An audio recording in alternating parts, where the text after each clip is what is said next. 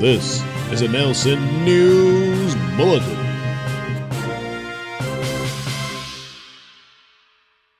So a special ed teacher has admitted to having sex with not one, but two of her students. And apparently, all at once. I mean, both of them were in the room in one of these encounters. I mean, what the hell? So here we have it. High school special education teacher has allegedly admitted to having sex with two 16-year-old students once when they were in the same room. Wisconsin World Studies teacher Nadia Horn, 22, admitted to having sex with both pupils, including 3 times with one who told cops they did everything sexual you can do with a person. The first victim was in the room when she first had sex with the other boy too. The first victim when you mean she as in the teacher, right? Not that this is a boy and girl she's abusing. Right. Anyway, with the other boy too, with the teacher groping him before he left them at it. Huh? So this is a boy and girl?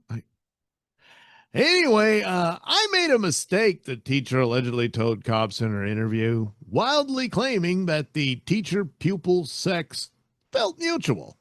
Horn's confession came after she was seen weeping in her mugshot as cops said they were investigating her for several victims. Maybe it's more than 2.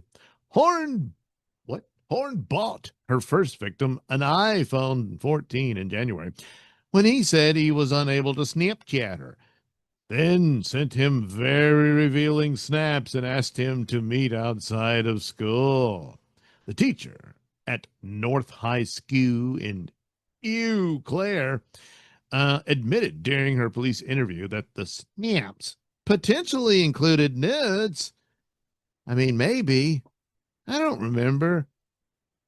I mean, I'm naked at home all the time. Anyway, the teacher, who faces up to 40 years if convicted, allegedly told the student she couldn't wait to see him and claimed seeing him made her body feel a certain way.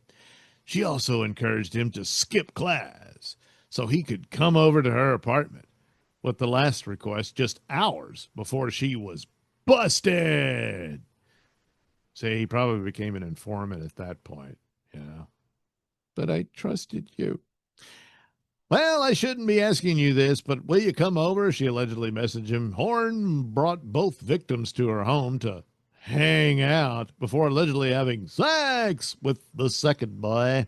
She admitted that a third student was also at her apartment and admitted to giving the boys wine, but denied supplying them with drugs. Well, alcohol, you know. Horn also wildly claimed she didn't feel as if she was taking advantage of the boys. Okay. Horn has been hit with a second-degree sexual charge, 2 counts of child enticement and 2 counts of sexual assault of a child by someone who works with kids or volunteers. The teacher, suspended without pay. Yes, she's suspended, but hey, look, innocent until proven. Oh, the nudes and she's already admitted. Okay. Well, she appeared at Wisconsin court hearing, and there you go. She's posted a $15,000 bond and was released from jail. So, you know, they'll call her Miss Naughty Harney, you know, and all that. And that's how that goes. Yeah.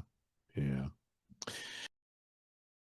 Well, they are 16, and of course, you know, in some states that's age of consent. So it's still serious. She's in the position of power, but a lot of that is like, hey, look, the age gap's not all that much. So you know, that's why I didn't see it. You knew exactly what the problem was.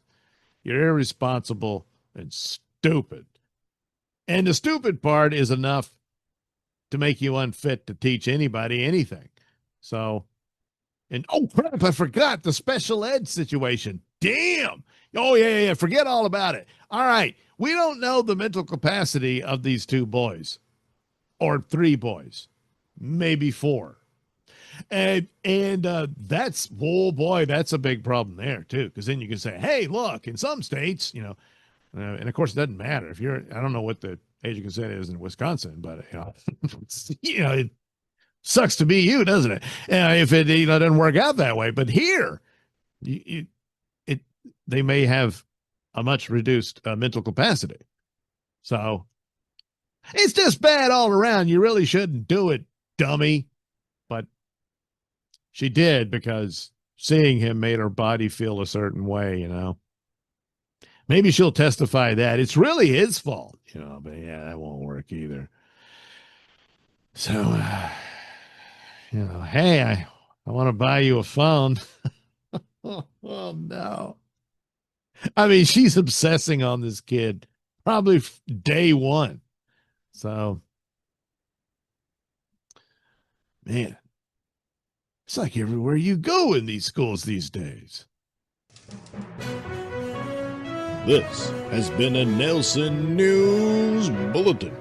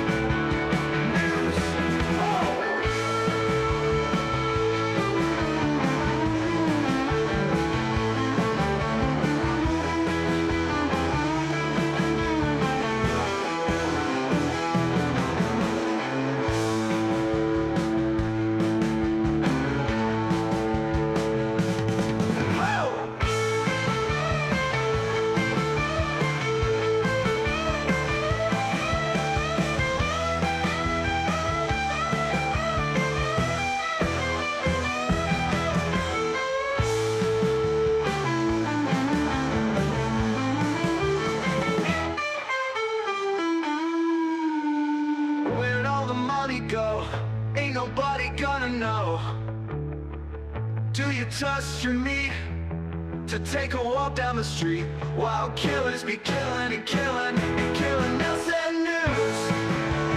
News. News.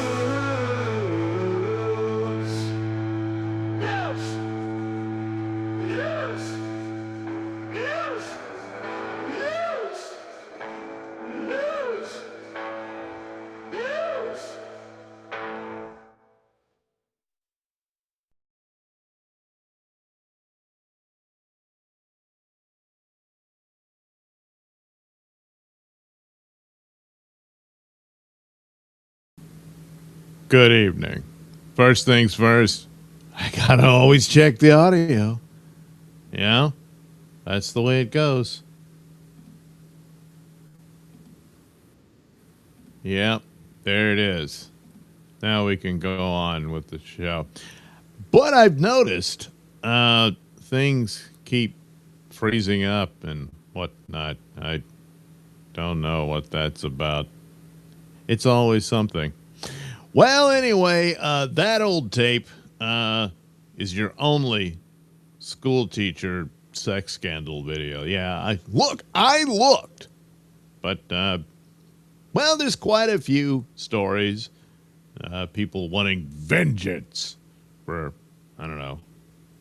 Well, sometimes some of them involves what suspected infidelity, I guess, something like that. Or you just didn't really live up to my expectations of what a marriage or relationship should be. I think it's something like that. Once again, I didn't have a lot of time to read them in total, so jeez. I hope there's no horrible surprises in there. And others, oddly enough, deal with chores. Wow. But anyway, we'll get through all. But it's a lot. So, but bear with me. We'll get through it. But first, I think there's one, maybe two updates. One I know is definitely a follow-up on a story I did a while back, and in fact, I know somewhere I've got a drawing of this particular character, if you will. And we'll deal with that one. And then the next story sounds familiar. I just can't quite place the faces.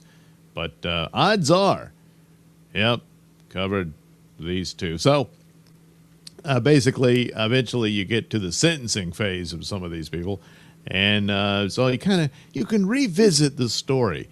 Oh, yeah, that one. Yes, I remember that way back when. Ah, yes, that murderer. So anyway, there you go. As with all things, oh man, I just now noticed I got to move my little super tip thing. We'll put it up here. There we go. That's better. So anyway, yes, as with all things, tonight's show brought to you by Super Tip. Yes, Super Tip. That delightful means by which you can contribute to your favorite creator, host, what have you. And also, it gives you an opportunity to participate in the show itself. Hey, Doug, how does it do that? Well, the usual way. You can make a comment, ask a question, or something like that, as you're used to, of course. But there's also the AI voices. Yes, a variety of little characters you can utilize. And I don't know if you want to tell a joke, something like that, a comment on whatever the hell I'm talking about. You can, but you can do it in these miraculous voices, some of which sound even as good or almost as good as mine. Yes. And of course, now there's a latest feature is images. Yes, that's right. If you got a little drawing, a doodle, you can send that in too. If you don't have any artistic talent, I can't imagine what that's like. You can utilize the AI facilities of Super Tip and produce an image. That's right. And send it to your old pal, Doug Nailsin. That's me. And, well, I'll have to preview it before I put that out for public viewing, you understand. But even if I suspect it doesn't merit those qualifications, I will give my reaction to it. And only we would know. You and me are the only ones who would know. Of course, you'll probably put it on X. Anyway, there you go. Those are the parameters for Super Tip. Yes, it's just that simple. You head over to supertip.gg/Doug. Yes, by a staggering coincidence, the same name as mine. Yes. So that should make it entirely easy for you to contribute should you so desire. And it's, again, just that simple. Well, anyway, we came here for news, didn't we? Yeah, well, you're going to get it. You're going to get news. So, boy, time in jail has been rough on this one. Yeah, I do recall her. I did draw a portrait of her. And, boy, she was scary looking. She was, she had that, it's always in the eyes and everything, but just murderous rage. You could see the evil in there. And, but still, there was a certain kind of sexiness to her. Sorry. So you can understand how someone could get lured into this spider's parlor, But anyway, well, what's to become of her? Well, let's see. Mom told her son to cover his ears before blowing away boy's dad with a .38 revolver. Then she hopped into his Mercedes and went to kill the father of another child she had. So, oof.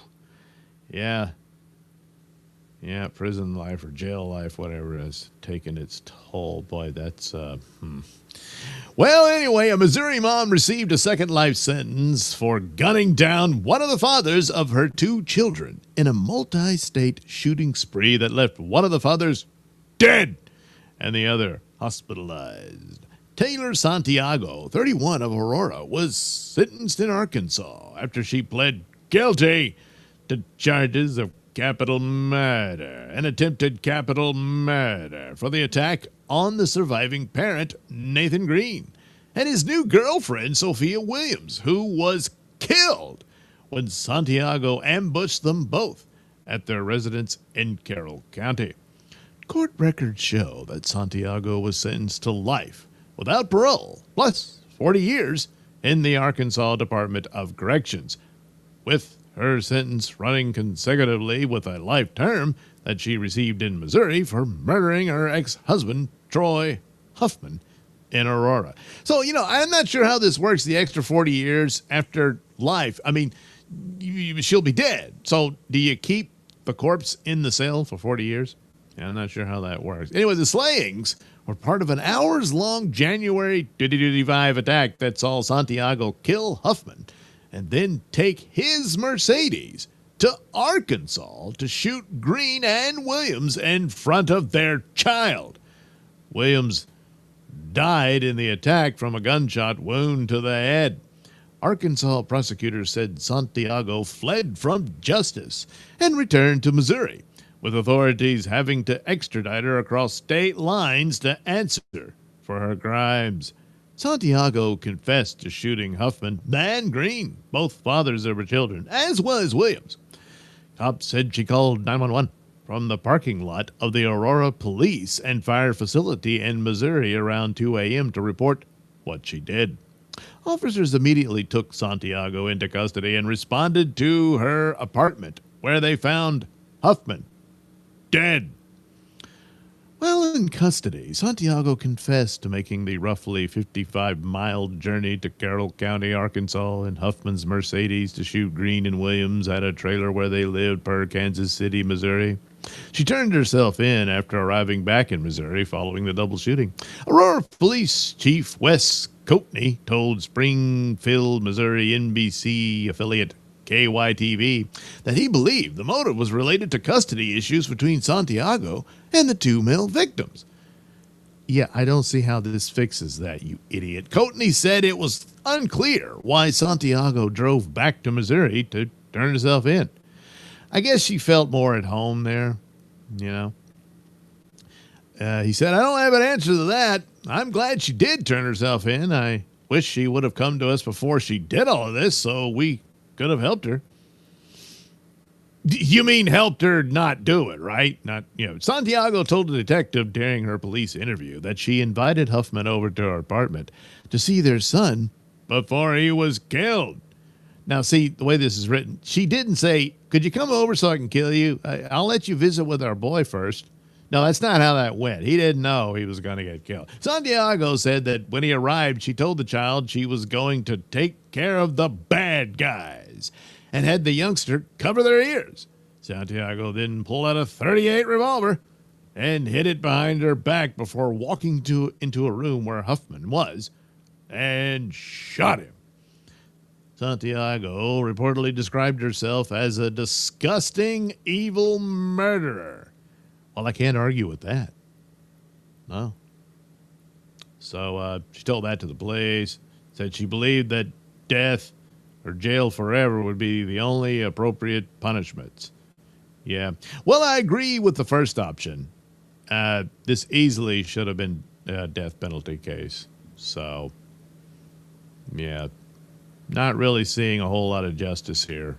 But at least, she said, yeah, I did it because I'm a disgusting murderer. So I guess she's owning up to that, doesn't really do a whole lot.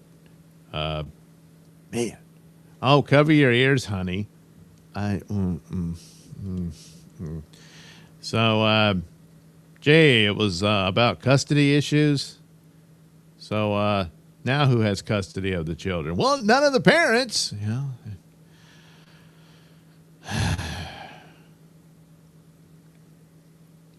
You want to try to figure that one out? Good luck. Even really, she couldn't. You know, she says, I don't know. I'm just a disgusting murderer. Yeah. And the stupid state couldn't bring themselves. So, hey, we gave her a life sentence and an extra 40 years on top of that. And she's got to serve, you know, and it's like, just kill her. You know, why should the surviving family members have to pay to feed that? You know? It's not like she's begging for mercy or anything. She said, no, I'm evil. Hey, you're better off killing me. I agree. Oh, well.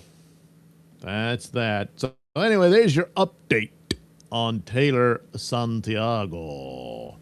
Yeah. And, you know, failed relationships and all that. It's, there's got to be a better way, huh? I would think. Thank you, Nodak. Nodak suggests you hit the like button. And I agree with that also. J-Fan says, drawing quite a crowd. Well, you know, the night's young, isn't it? Well, not really. It's actually more. But I'm a failure. I admit it. She seems wholesome and busty. Oh, you mean the teacher? Yeah, she did draw quite a crowd, didn't she? Right there in the classroom. Anyway, Pell says, hey, everyone. Hi, Pell. Everyone say hi, Pell. Long time no see, LOL. Pat did an abrupt in-stream. Really? Well, was it? I mean, he played some songs, and yes, he did. She's so looky, so friendly. Dead Jaws eyes. Yeah. She looks even more. I mean, I guess I could. Hang on. Maybe I can find the image while I babble on. Well, the one I drew anyway. You got to go into your OBS. Let's see. I got to select. I haven't done an image in a while. Well, it's media. Is that no image? There you go. That's what I want. We'll call it Taylor. Yeah. And we'll go and look for that in my Mr. Nailsin files. Yes, it turns out I've got files of all my little projects. You know, videos, photoshops, drawings, and, well, you know, most of it I keep. Some of it, eventually there's always a purge, and I'll become enraged. Why am I wasting my life with this stupid shit? And then I'll throw it all away. And then the next day, it's like, oh, damn it, I wanted that for, you know. It's always something like that. But otherwise, what are you going to do? What are you going to, good Lord, she's huge. I got to shrink that down. Good Lord. Now, this is just the cartoon rendition. There, that's the image that I did. I don't think it fully. Yeah, this is a thing, a complaint I've gotten, and I can't argue with it. Is you know, I do a lot of pictures that are caricatures of people, but they're often too flattering. You know, you would think it would be the opposite, that they look goofy and silly, like, you know, like a Mad Magazine rendition of somebody and that kind of thing. But you know, she looks angry in this picture, but not quite the evil of that mugshot. No, I wonder. See, I just wanted to show off my own drawing, but an actual journalist would get the real picture. Santiago.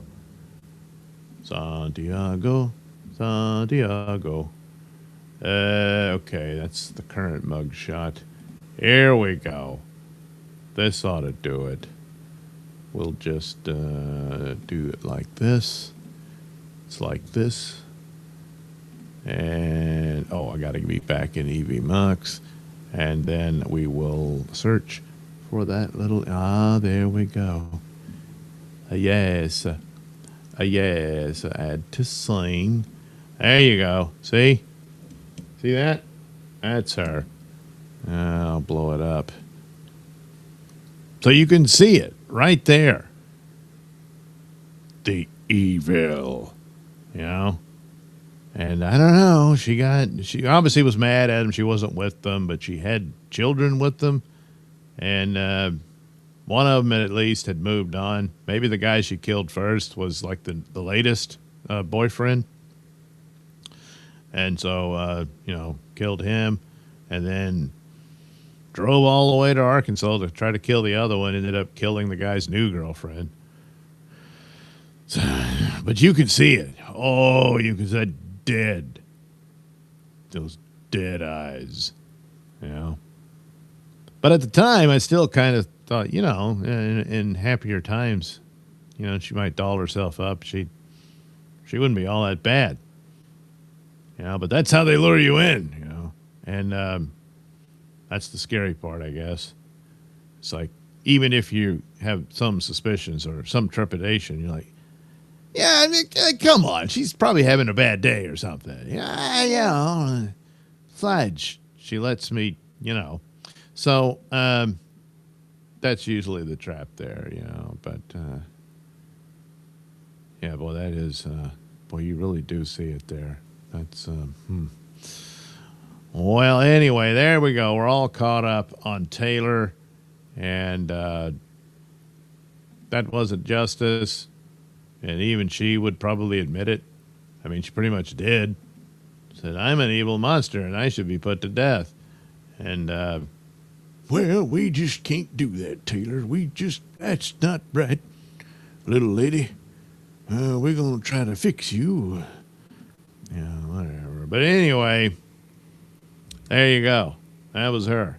And that particular stuff. I mean, there's quite a few mugshots and stuff, and you can see the evil seeping through the image. It's almost scary to even keep it around the house. You think, the demon will jump out of her and come get you. That kind of thing. But that one's a classic, I think, Some of them, they're exaggerating. They're making goofy faces and stuff like that. And whatever. Some of them can't keep their tongues in their mouths and that kind of thing. But her, it's kind of like, she was here to do that great evil, and she's done it. So it's like, my work is done here. Yeah. Anyway, ever see that movie Legion? She looks like she was possessed by an angel with those eyes. All she needs are the shark teeth. Legion. I think I did see Legion. No, I'm thinking Prophecy. Christopher Walken was in it. But there's this other one. Yeah, Legion. Oh, well. But anyway, I kind of get the idea of what you're saying, Yeah. At any second, those eyes are going to turn completely black, Then her voice will change, and then you realize, oh, shit, I was just trying to get some poon. And now, well, now look at you on the floor, drowning in a puddle of your own blood. It could easily be that. It could. Okay, this next one might be an update. I think I perhaps covered this one. I'm not entirely sure. The lady does look familiar. The scenario sounds familiar. But anyway, I'm going to do the story, so we'll get to it.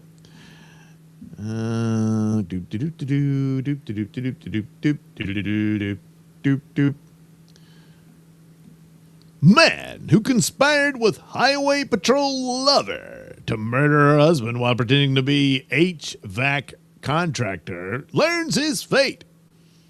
So he did it all for this gal. And I don't know which one's the guy. One of these is the victim, the other one. But both pictures look like mugshots. A California man who worked with his police officer girlfriend to kill her husband in a murder plot spanning multiple states is headed to prison. So I guess he was found guilty. Thomas O'Donnell, 64, was sentenced to life in prison for the slaying of 53-year-old Michael Harding, an Army and Navy veteran in Cumberland County, Kentucky. A bluegrass state jury last week convicted O'Donnell of murder. At the time of the murder, O'Donnell was in an extramarital affair with then California State Patrol Trooper Julie Vernon Harding. Prosecutors said Julie Harding, in the months preceding the slaying, drained more than $220,000 from her estranged husband's bank accounts. Well, that's nice, Julie. O'Donnell and his lover then hatched a scheme where he would act as an HVAC contractor so he could get close enough to kill Michael Harding.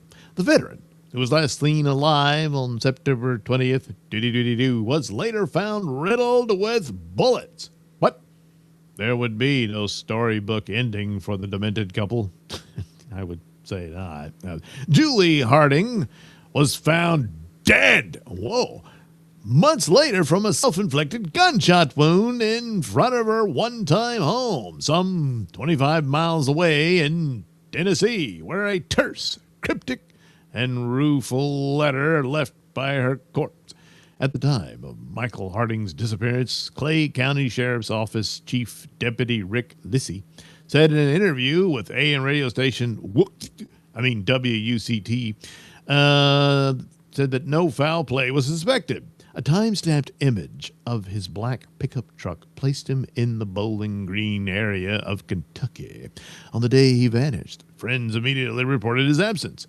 6 days later, however, Harding was found dead with multiple gunshot wounds inside a Cumberland County, Kentucky residence.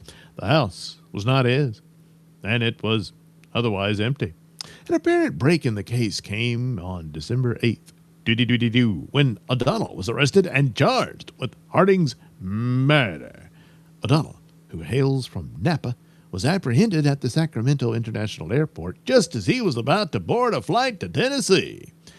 That same day, Julie Harding, 49, was also arrested, but not in connection with her husband's death. Police in Tennessee had charged her with stalking and burglary. In early October, she was seen on a Ring camera from a home in Murfreesboro, whispering to her deceased husband's dog, Charlie. Okay. Before putting a leash around his neck and walking away with him.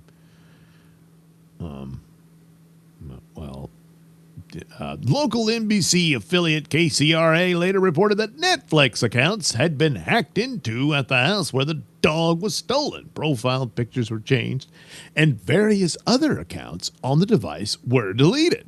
The dog had been staying with the woman who had been dating Michael Harding at the time of his death. According to KCRA, there had been a dispute about when and where she would surrender the dog. 2 days after her arrest, Julie Harding apparently died by suicide. Okay, where was the dog at the time, Her body was found in the front yard near the driveway of the Salina, Tennessee home she and her husband purchased 2 years prior. According to comments from Clay County Sheriff Brian Boone and reported by Sacramento-based CBS affiliate KPIX, a letter carrier and another man were the first to find her. She died from a single gunshot wound, the sheriff said. Like O'Donnell, Julie Harding has a California connection. She was the Yuba Sutter commander and captain of the California Highway Patrol, CHIPS, where she worked since 1999. At the time of her death, she assumed her leadership role in 2018. The agency has told various media outlets that she was on leave when she died. So she wasn't on duty, so they're not involved. Anyway, at the time of his disappearance, Michael Harding was going to be a groomsman. What? Oh, a groomsman in his friend Preston Cleary's upcoming wedding. On the day he went missing, he was on his way to pick up his tuxedo, but stopped to make a service call for the heating and air conditioning business he owned. He never made it to the tuxedo shop. Mike was a good man, Cleary told KCRA at the time. He didn't deserve what happened to him. He was an integrity through the roof guy. He couldn't tell a lie. He would always do everyone right. He told the TV station that he was shocked to learn his friend was the victim of a crime like this, but that he also had a bad feeling as soon as he learned Michael Harding had gone missing. Deep down, I knew we weren't going to find Mike alive, Cleary said. The deaths of the couple, less than 4 months apart, sent shockwaves across 3 states that have resulted in investigations by numerous local, county, and federal law enforcement agencies. O'Donnell was arrested with the FBI's help. Cleary always believed Julie Harding had hired a hitman to kill her husband. I believe it was months of planning, Cleary told WBKO. He was in fear for, his life as well because his doors were chained up. So they were propped up. So, like, you were trying to keep someone out. And I think he knew what she was capable of. Cleary said the Hardings were experiencing a variety of marriage troubles and that Michael had asked Julie Harding for a divorce. According to Cleary, Julie Harding had left behind a note that read, "Mike, I guess you win." You mean after her suicide, she left that? I mean, Mike's dead, so, jeez. What a nut. Oof. Oof.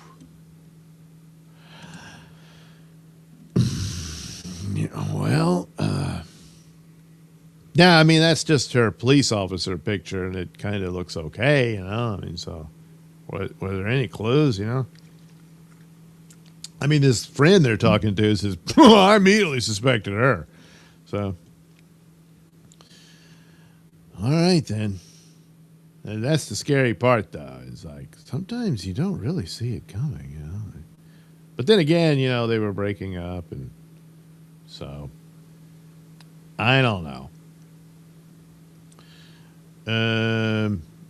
Talking to Nodak. Nodak says, yeah, that's right. One of my underrated top shows to watch when bored.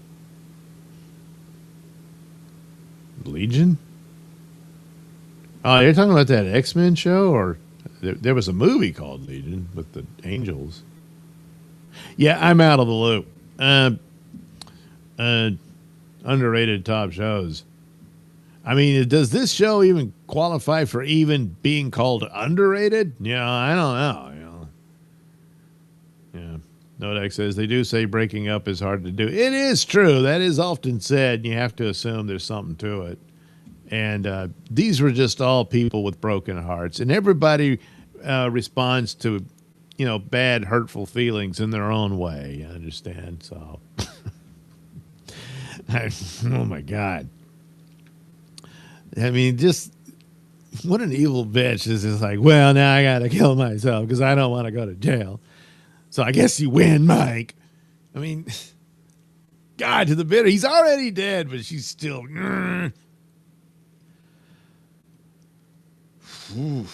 Well, anyway, that's it for those idiots. But there's more where that came from, in news stories. So, hey, what about this? Seems she's upset, too. I wonder what about. Well, let's take a look. Wife saw that ex-husband was building a new life for himself and his daughter, so she had him killed. There you go. That's the deal. She's like, why does he get to be happy? An Oregon woman is headed to prison for decades for the murder of her ex-husband because she was jealous that he was starting a life with another woman. Raina Gabriella Jackson, 45, was sentenced to life in prison with the possibility of parole after 25 years for shooting. See, why are you giving her that?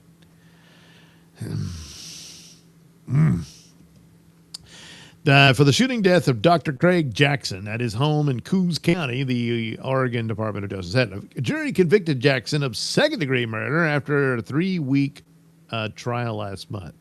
Second degree.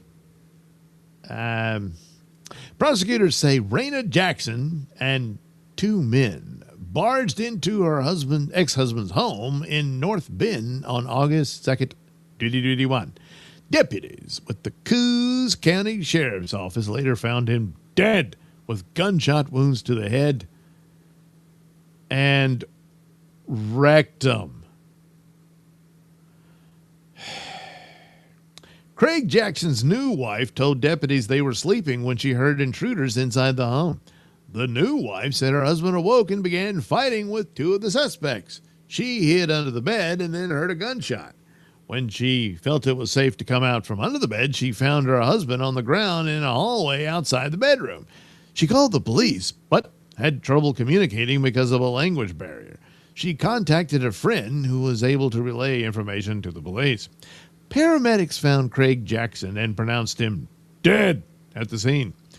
Cops later reviewed surveillance footage that showed 3 masked people, 2 men and 1 woman, in the vicinity of the home. Investigators went to the home of the victim's ex-wife, Raina Jackson. When they arrived, they noticed a fire in the fireplace that made the home so hot that all the windows were open, which made responding officers uncomfortable inside. The defendant showed little emotion after hearing of her ex-husband's demise. If the fire was meant to burn key pieces of evidence, she failed to dispose of one important item. In her vehicle, cops found a map outlining her ex-husband's home, even though she denied ever being inside. They also discovered a $40,000 check from her husband. Friends told authorities he never would have given her that kind of money, and cops believe she forged his signature. Raina Jackson met her husband in her native Guatemala while he was attending medical school. They married in 2008 and had a daughter in 2013. They moved to Oregon in 2014, but the marriage fell apart and she filed for divorce in 2016. A judge awarded full custody of the girl to the victim. Raina Jackson allegedly broke a window at her ex-husband's home in 2018 after she saw he was with a lady friend. She also assaulted him. Craig Jackson married a woman he met in China in 2020. Boy, he really likes the foreign gals. And the spousal support he was paying his ex-wife ended in 2021. The defendant fled the country with her daughter and traveled to Guatemala shortly after the murder, but was arrested upon her return to the U.S. in 2023. She's been in jail ever since, and her daughter has remained in Guatemala. While behind bars, she made incriminating statements. Telling a fellow inmate her lawyer showed her a video depicting me and the 2 men that killed my husband. She also wrote letters to her daughter, trying to convince the girl to tell authorities that her father gave her the $40,000 check meant for her mother. Craig Jackson served in the Navy before becoming a doctor. He worked at a local health clinic. Dr. Craig Jackson served his country, built a career dedicated to caring for people, and was building a new life for himself and his daughter. Oregon Attorney General Dan Rayfield said in a statement, "What happened to him was brutal and calculated. His family deserved justice, and the sentence reflects the gravity of what was done." Authorities have never identified the 2 other suspects. I don't agree that this is justice. Of course, it's Oregon, so chances. Do they even have the death penalty? Yeah. But it's not a life sentence. Yeah. She can get parole. So, just this crazy bitch you couldn't let go. Gee, I can't imagine what broke up the marriage. What was the problem? Why did it fall apart? They had a child together. What the hell?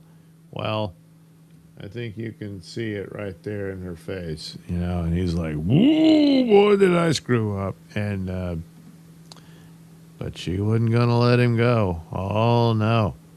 If she can't have him, no one can. And, well, that's the deal. Her daughter's stuck in Guatemala. I mean, it can. Yeah. All right. Nodex says gunshot wound to the rectum. Rectum? Damn. Near. Oh, wait. Did kill him. Yeah, he's dead. So that's another way they can probably guess that, hey, I think this wasn't some burglary. I think this was personal. Yeah. So Carla says, I just saw dead fish. Oh, I just sew dead fish into an ex's curtain hem so their house will stink and no one can figure out why. Have fun bringing the new chick back to your place. Blah. Well, I mean, that's better than being, shot in the rectum and killed.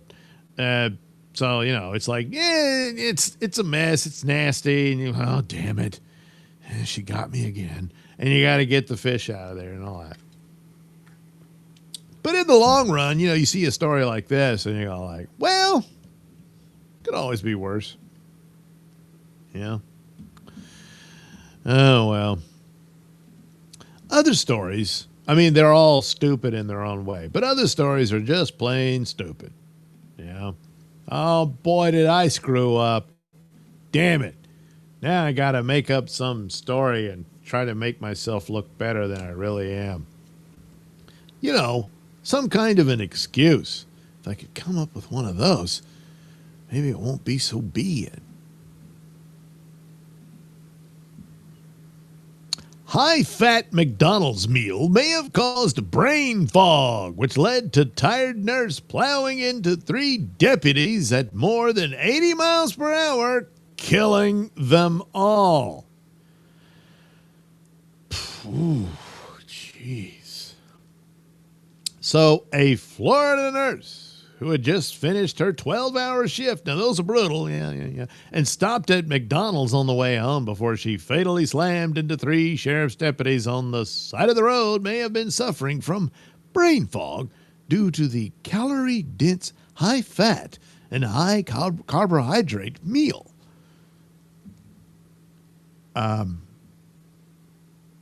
But couldn't she have just said she was really exhausted from a 12-hour shift and just admit you probably shouldn't have been saying that, hey, I'm going to sue McDonald's.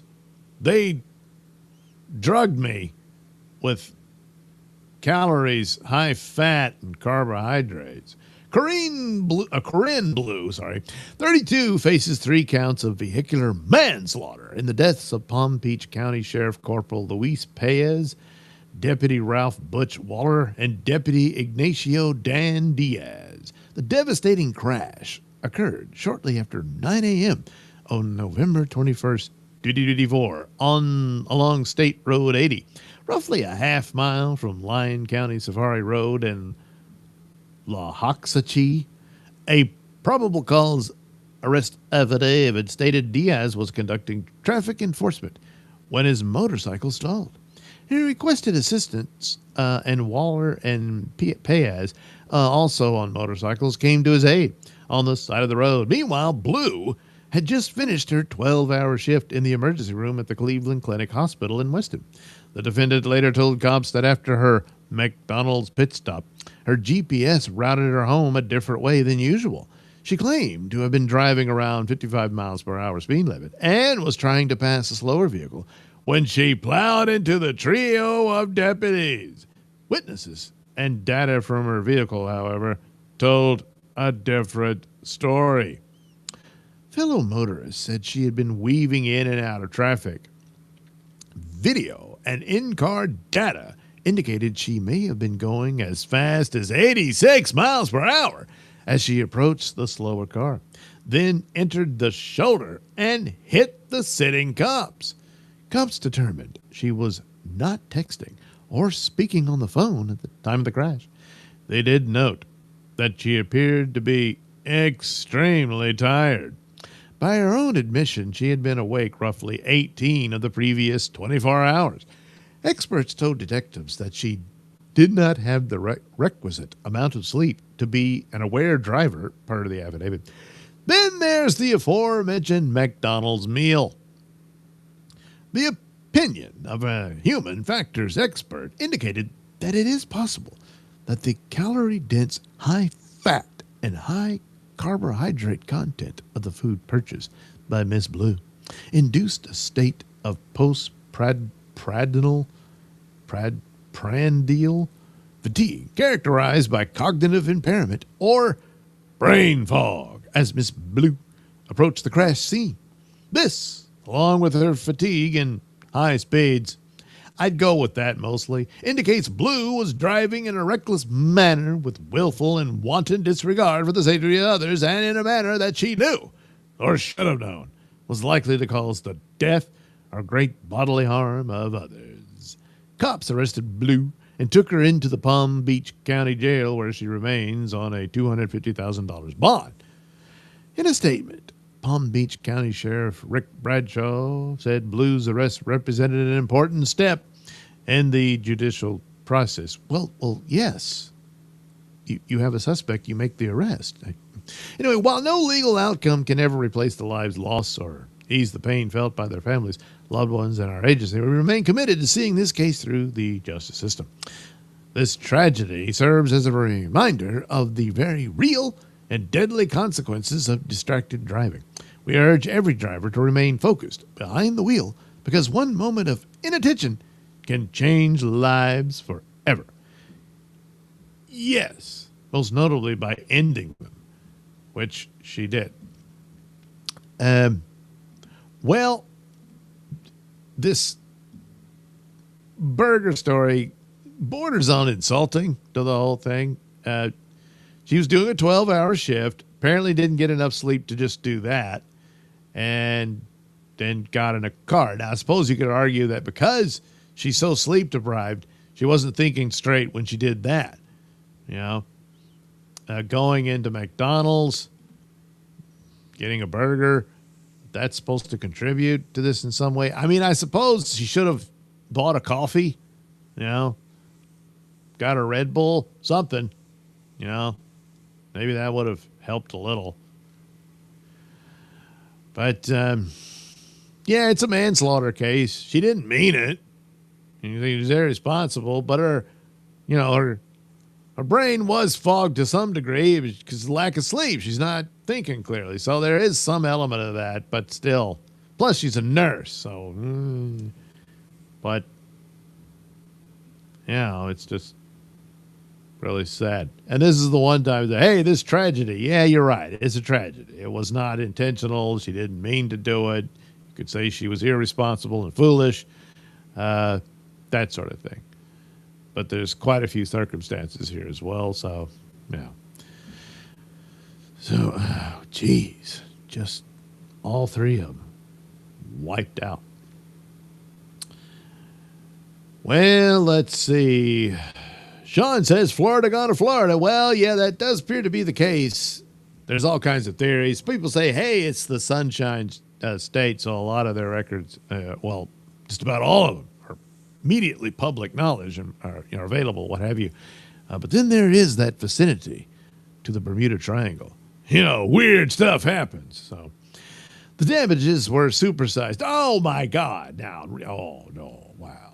But I don't know. I thought it was like her excuse, when I read the headline and stuff. And then I go into, no, it's just some expert offers. Now, listen, you got a lot of carbohydrates and high-fat food.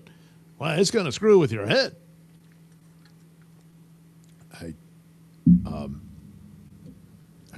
What?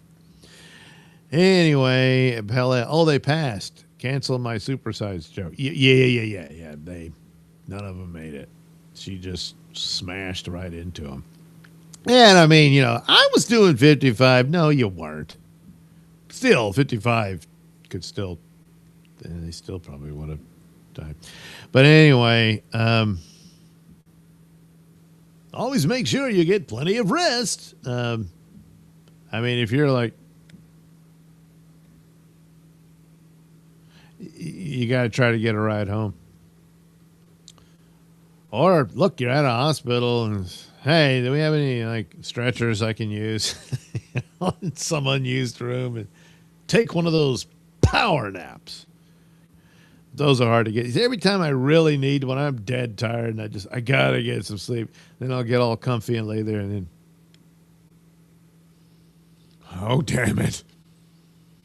Sleep! Sleep! Please! Sleep! That's how it goes, you know?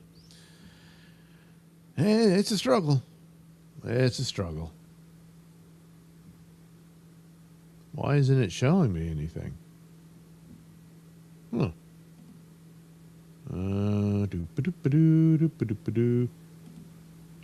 It's not showing me. Is there something wrong with Supertip? Yeah, it's not showing me any new ones. Maybe it'll come in a bit. Maybe it's taking its own sweet time. Don't tell me it's failed me now. I'll check again, but right now it's not showing anything. So, well, we still got a long ways to go, so I'll check it. Hopefully it comes through. I'd hate to think that's gonna. Damn it. I mean, I'm actually surprised this is even working. For a while there, it's like EVMux wouldn't even let me use OBS and that sort of thing, which you can do it without it because EVMux kind of functions like it does, you know. So, did you do /Doug? Yeah, I'm in my super. I can't check the administration board of other people's super tip. So it's mine. And yeah, there's no super tip there. So oh, you're asking Pell. Yeah, if you got the wrong address, then well, I don't know. Pella says, sleep for me is imperative. My eyes get blurry. My thinking stinks. I'll never be one of those 4 hours a day people. Yeah. I can't. Yeah. It's, I figured it out. No, Dak. It takes a while, but yeah. All right. Well, I'll keep my eye on it. But we got to move on to the next exciting story. Well, I guess a family disagreement of some sort. But, you know, you would think you'd be able to resolve simply or just, hey, take a deep breath, cool off, take a moment, and then it's usually something you probably never bring up again, you know, that kind of thing. Instead, this guy did something else. Man who called dad a fat slob and told cops he killed himself did not convince everyone of his story. And by killed himself, he means he said his father did. A Pennsylvania man who told police that his father died by suicide is now accused of his murder. Justin Wilson. Justin Wilson. 23 is charged with first-degree murder in connection with the death of his father, 61-year-old Kevin Wilson, who died of a gunshot wound in February. According to the Montgomery County District Attorney's Office, Justin Wilson told police at the time that his father shot himself. 3 months after Kevin Wilson's death, prosecutors now say that autopsy results determined that the fatal gunshot wound could not have been self-inflicted. Authorities also said that the gun that fired the fatal shot was purchased by Justin Wilson a couple of weeks before the shooting. So he tried to tell him it was like a late Christmas present or something like that. Prosecutors said that Pennsylvania State Police responded to the Wilsons' home in Trapp at 12:19 a.m. on February 1st. Kevin Wilson's body was found in his bedroom with a gunshot wound to the head. Troopers said that there were signs of a struggle in the home, and Justin Wilson's clothes were stained with blood. Well, Justin Wilson allegedly insisted to the troopers that he did not shoot his father. When the troopers examined Kevin Wilson's body, they observed him loosely gripping a Taurus handgun. Justin Wilson allegedly told police that he and his father had argued while they were watching a UFC match together. As the verbal fight escalated, Justin Wilson said he pushed his father to shoot himself, calling him a bum and an expletive loser. Despite the broken furniture and signs of a struggle, Justin Wilson denied that they had a physical fight. The furniture, it's just like that. We bought it cheap and, Further investigation revealed a strained relationship between father and son. as family members told police after Kevin Wilson's death. Police said the family noticed Justin Wilson acting strangely, noting that he had a fixation on money and was known to lie. Justin Wilson had asked about the wealth he would inherit shortly after his father's death. One of his cousins told police that at Kevin Wilson's funeral, Justin Wilson told her that his father purportedly tried to use his own gun to kill himself, but it jammed. So he used his son's Taurus handgun. Oh. So after it jammed, he said, "Hey, can I use your gun?" And you're like, "Sure." Police said Kevin Wilson's siblings often heard from their brother, saying that he would call them in a panic about how to handle his son's erratic behavior. According to the affidavit, Justin Wilson bullied his father, calling him a fat slob who was not as successful as his siblings. Prosecutors said Justin Wilson's stories were inconsistent following his father's death.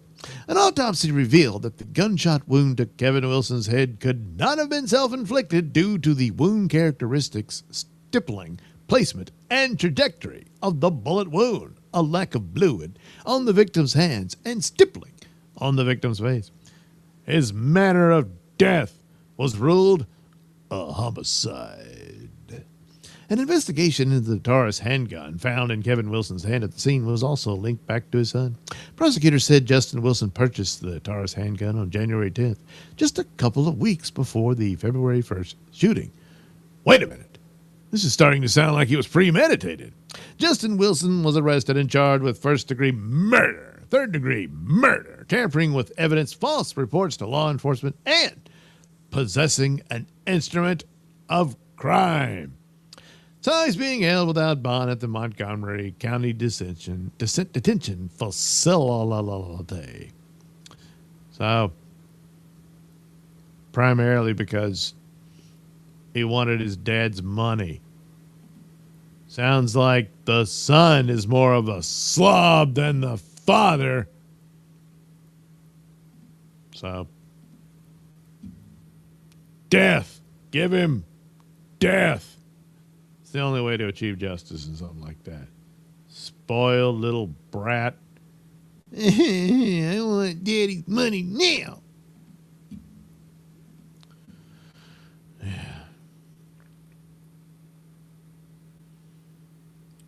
I double checked. I did indeed. I clicked the link in the chat. What the hell? Refresh. And no, it's not there. Weird. I don't understand.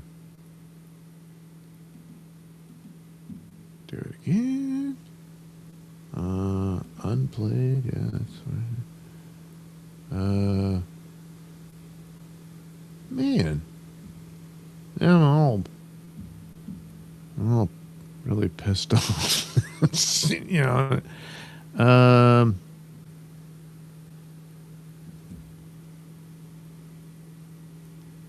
Yeah, supertip.gg. There we go. Try it like this. And I don't understand. Holy crap. But yeah, it's not there. Huh.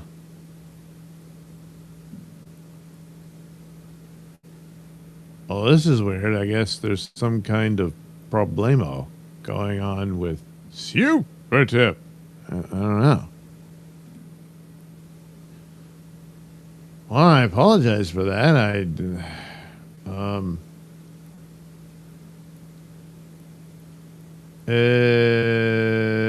Too many slurs in what you were trying to send, perhaps? Oh, yeah. It would just tell you. You can't say that, you know.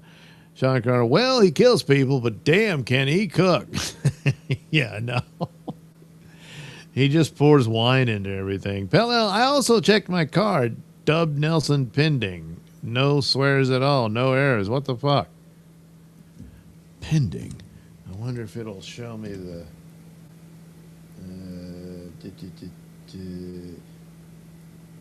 Don't tell me my bank's blocking it. No, it's not saying anything. Damn it. Man.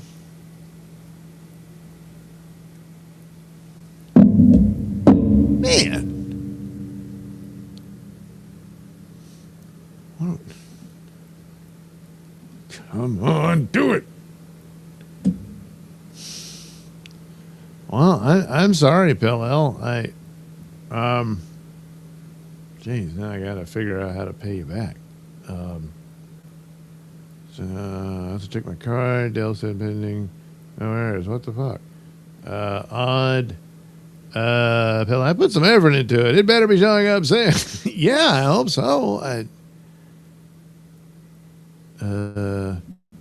I don't know if it would email me anything.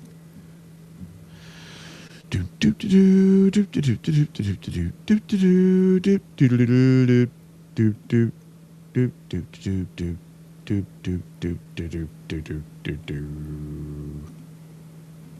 I did this whole promo for it and everything. Yeah, I'm like, this is the bestest ever. It's gonna have to be all I got. It's either that or what do you call it? Rumble rants. It's like I do all these live streams and then YouTube says, boy, you're nearly there, you know, and it's like, wow, cool. And the next day it slashes about 100 of the supposed live views. And so it's like, I'll never get there. I don't know. No, not in the email either. I mean, that is weird. It was like, oh, if like something with misspelling or whatnot, that wouldn't work either. So, I mean, you went in there and you saw the whole thing and it sends it and said, there it goes.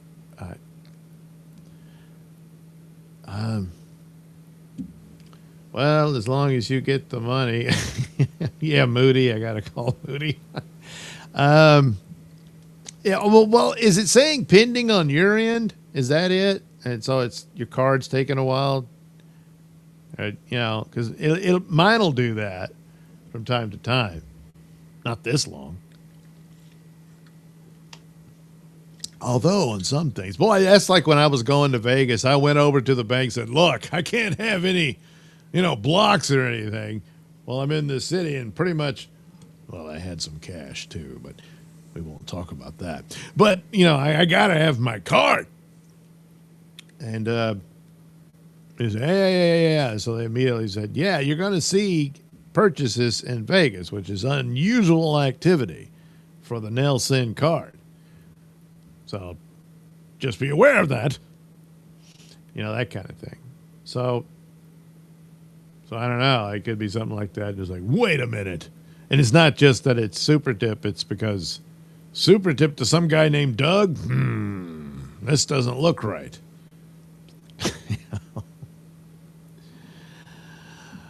I hope it works out. But there's more stories to get to, so before the night is over, surely, we can get the ever-elusive super tip. Nodak said, should I send $5 to see if it's on Pale's or end or yours? Well, I mean, it's your money. You know, I mean, yeah, I guess it would test it. But, jeez. This has just never happened before. It's weird. Add to scene.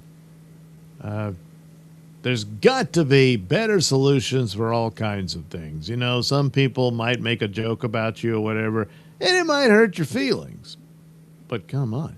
You know, you got to learn how to take a joke, I guess. Anyway, humiliated husband killed wife after learning she and her friends made fun of him. Strangled the victim to shut her up. Well, A 51-year-old man in Oklahoma will likely spend the rest of his days in prison for killing his wife, whom he strangled to death after she called him pathetic and sought to end their 12-year marriage. Okay, so she wanted to leave him, Anyway, Rogers County District Judge Lara M. Russell ordered Clifton Wade Hampton to serve life with the possibility of parole for the slaying of Christina Hampton, so he could still get out. Russell handed down the sentence after Hampton pled guilty to one count of first-degree murder. In Oklahoma, a life term is 45 years. Hampton is required to complete at least 85% of his prison term, meaning he will not be eligible for parole until he serves just over 38 years. Well, he's 55, so. During the sentencing hearing, Christina Hampton's mother, Shirley Vanderpool, read a victim impact statement directed at her daughter's killer. Although I wanted to see him, I wished he had looked at me. I wanted to go over and slap his face after my statement, but I knew I couldn't do that, so I tried to behave myself, she said. It's hard to believe that, 13 years ago, he promised to love and honor and protect her, and then he kills her just a few days before their 13th anniversary. Well, investigators with the Rogers County Sheriff's Office at about 7:40 a.m. on October 2nd, 2025, responded to St. Francis Hospital in Veneta regarding a suspicious death.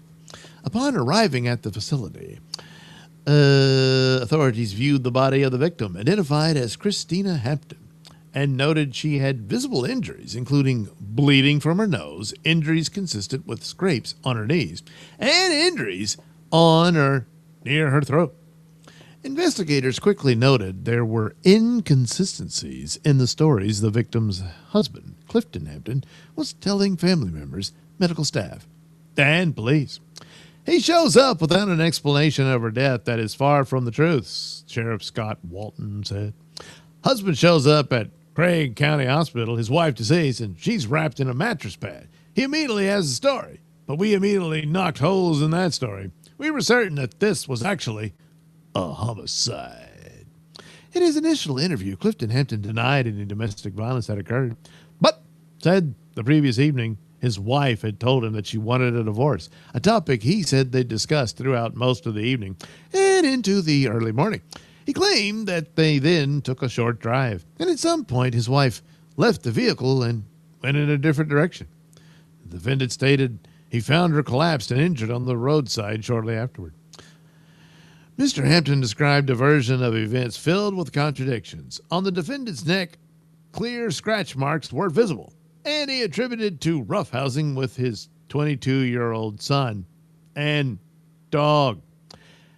However, a short while later, Clifton Hampton approached investigators and began making admissions of killing the victim. The defendant stated that he had previously lied. Oh, really? And that he and the victim had not gone for a drive that morning. Instead, the two were in bed after arguing all night, and after the victim told him that he was pathetic and that she and her friends made fun of him, Mr. Hampton became humiliated and angry and choked the victim while she was lying in bed.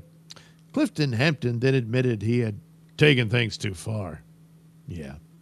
But claimed his wife's heart was still beating when he began trying to get her body into a vehicle to transport her to the hospital. He further stated that the victim weighed around 160 pounds and was difficult to move since she was dead weight.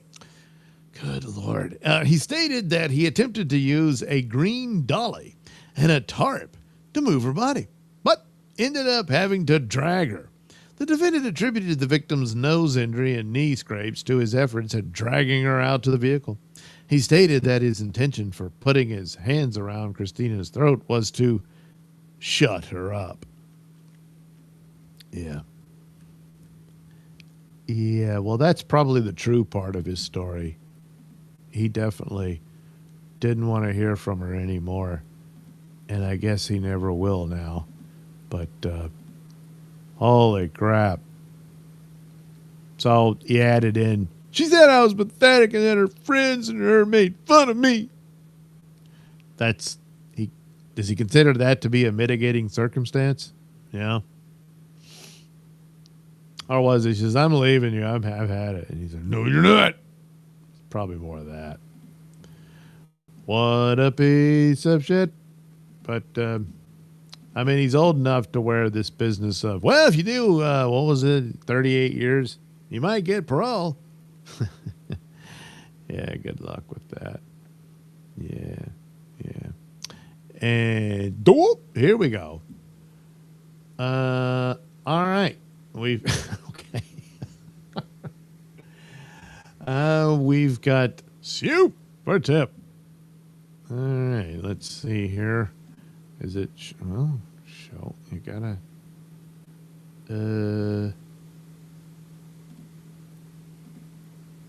oh yeah, I gotta go into my super tip room. There we go. And get this thing out of my way. All right, there we have it. It should be showing. Oh, it's showing up in both. All right. I gotta fix that. Where is it? It should. Oh, it's that one. There we go. Okay, we'll just let Evie Mux handle the imagery of super tip. So there you go. I'm Super Doug. Super Doug for $10. And then, well, you sent another one because of the problems I don't. Jeez. Yeah. So, all right. Oh, we'll turn that one off. And we'll go to the other one. Oh, you can't see it. Oh, damn it. I did it wrong. Is it going through? Why won't it preview? Damn, now I got to go look at it on Rumble or something.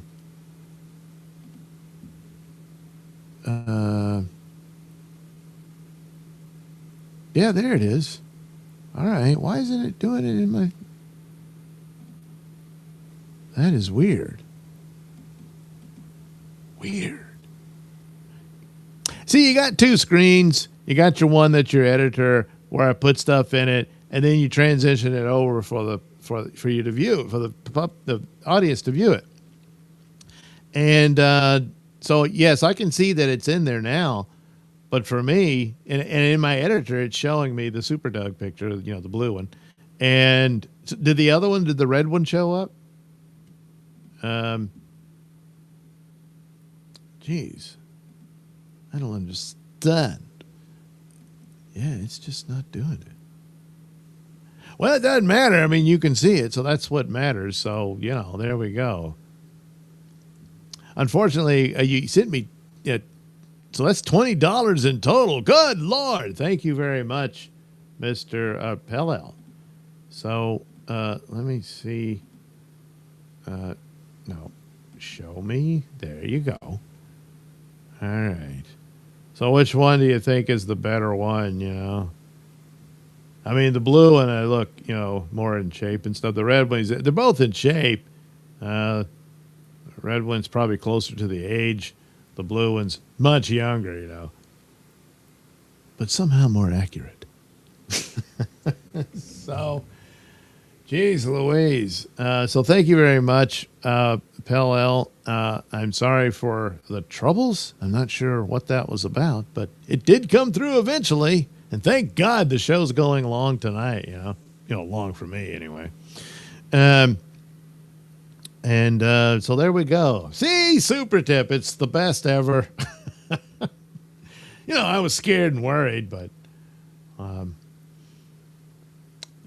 that is strange. That's just an Evie Mux thing, I guess, as to why it wouldn't show up like that.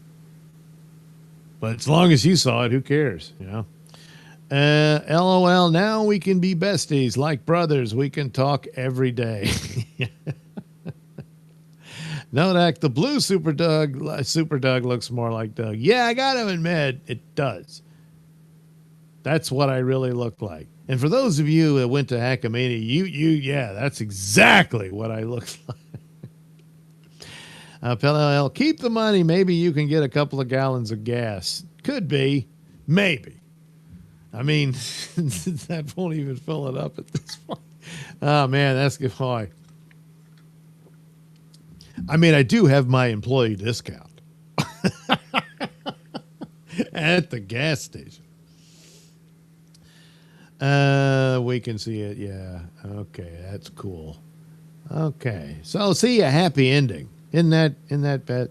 Pell, I'm just relieved no one stole the money from my card. Yeah, that would have been, it was like, what happened? Where did it go? It was like someone running a scam. The blue one with the glasses, says Alexander. Yeah, I think we're all agreed. The blue one, So there we go. Maybe it got the haircut just right. Something like that. I don't know.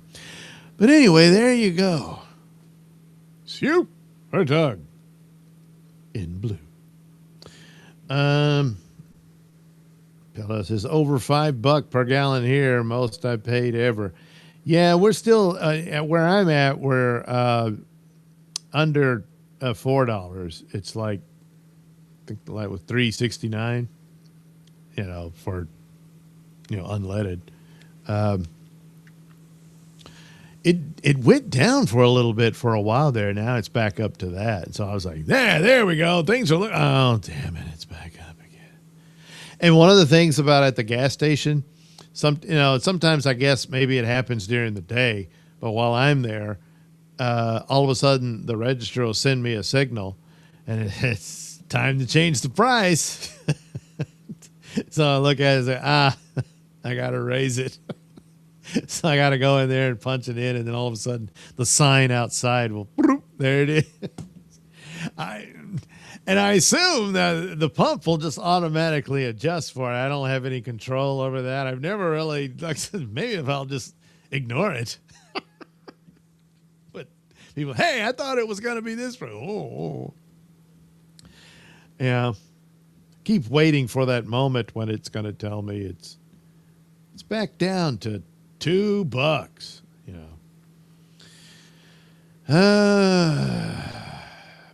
Bird64 says, hey, Doug. Hey, Bird. Everybody saying hi. So anyway, back to the news. So anyway, it's a couple of stories here. People getting pissed off at one another, and they're not resolving the conflicts well. And that first one, whoa, that was pretty bad, huh? Yeah, I would say so. You can get mad at your wife and, she's leaving you, and maybe she did laugh at you behind your back with your friend. Oh, I'm still in super tip mode. I better go back to the other one. Wow, I didn't know I could do that in super tip mode. Weird. That was weird.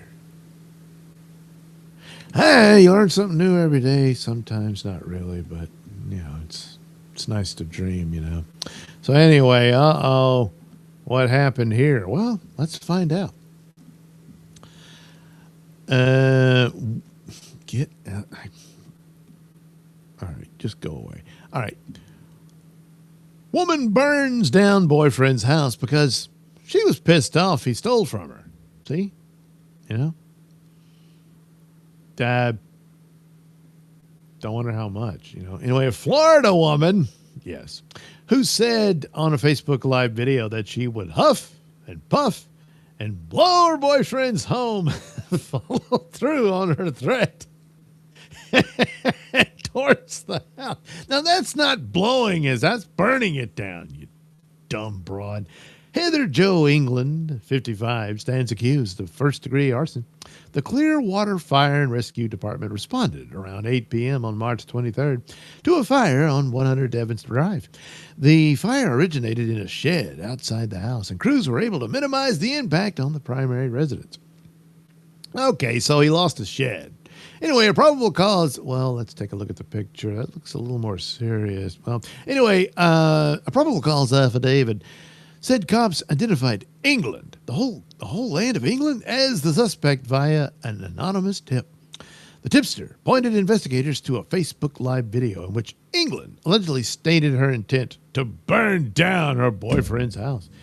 She said, "I'll huff and puff and blow his house down." See, that's not saying she's going to burn it down. I mean, I guess after it burns, and then she huffs and puffs, but then that might put the fire out.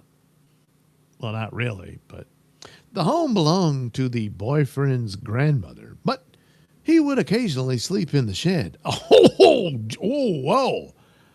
Okay. So this is an attempted murder, isn't it? Police reviewed surveillance camera footage, which allegedly captured England's car fleeing the scene moments before the fire began. Officers also spoke with an acquaintance at a dog park who alleged England admitted to setting the fire because she was pissed off that her boyfriend stole from her. Post Miranda, the defendant admitted to setting the fire using a green camping-style propane tank with a torch attachment.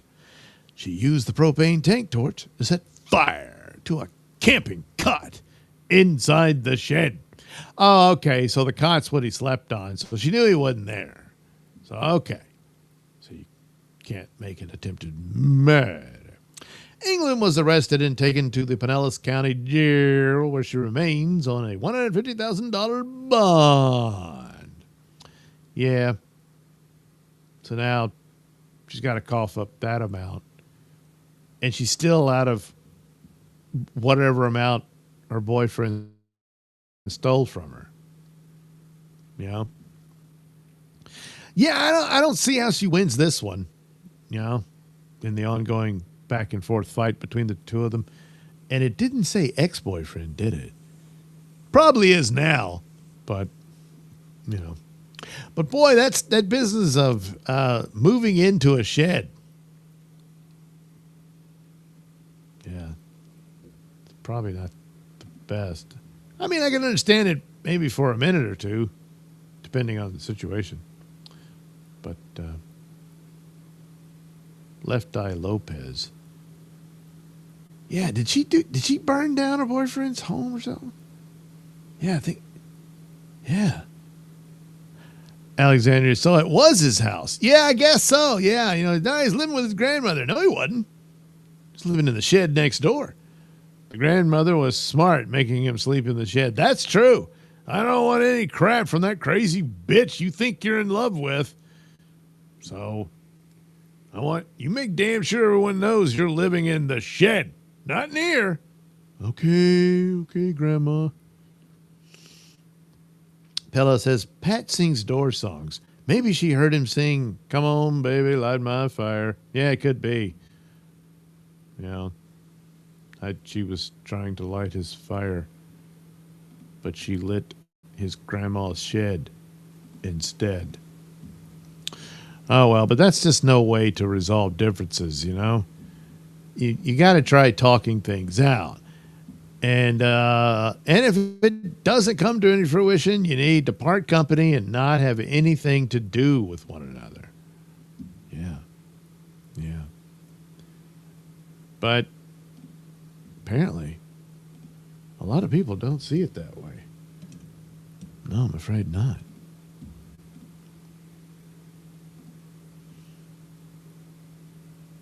Man, upset with roommate for not paying rent, grabs Taurus 9mm from coffee table and shoots him 6 times. Well, that's still not going to get the rent money paid. A man in Tennessee is accused of firing at least 6 bullets into his roommate after the pair began arguing about the alleged victim not paying his rent. Lorenzo Miller, 22, stands charged with attempted first-degree murder. Attempted? Wow, the guy's still alive. Man, shot him 6 times. Employing a firearm with intent to commit a felony, tampering or fabricating evidence, and especially aggravating kidnapping. Well, the charges trace back to an incident that occurred on Friday. On that day, Miller was at his apartment on the 2100 block of Parkhurst Court in Memphis, Tennessee. Also present were Miller's girlfriend and his roommate. At some point, Miller and his roommate got into an argument about the roommate not paying his portion of the rent.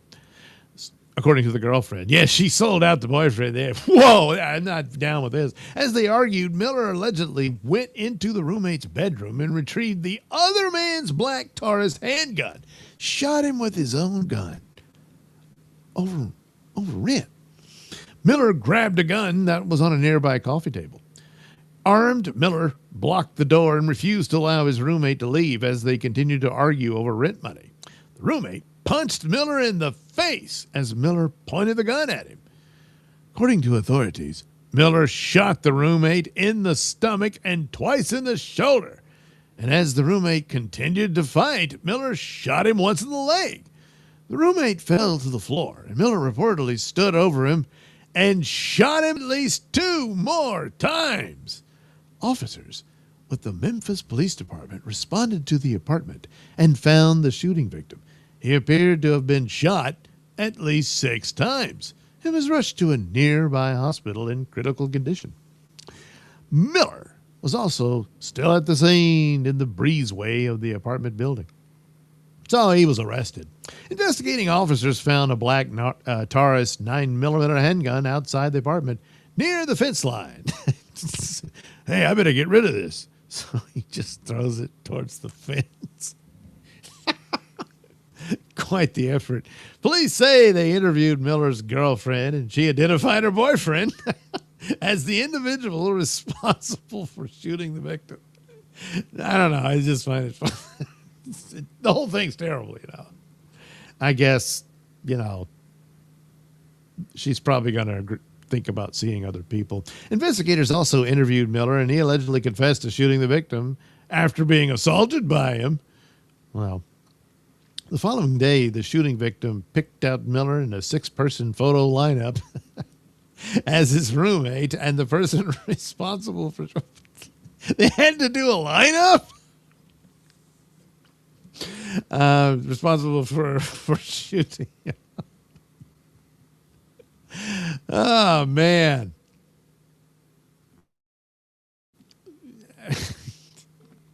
Now, look, you should pay your portion of the rent. You shouldn't be delinquent in that and all that. It shouldn't come to a physical altercation.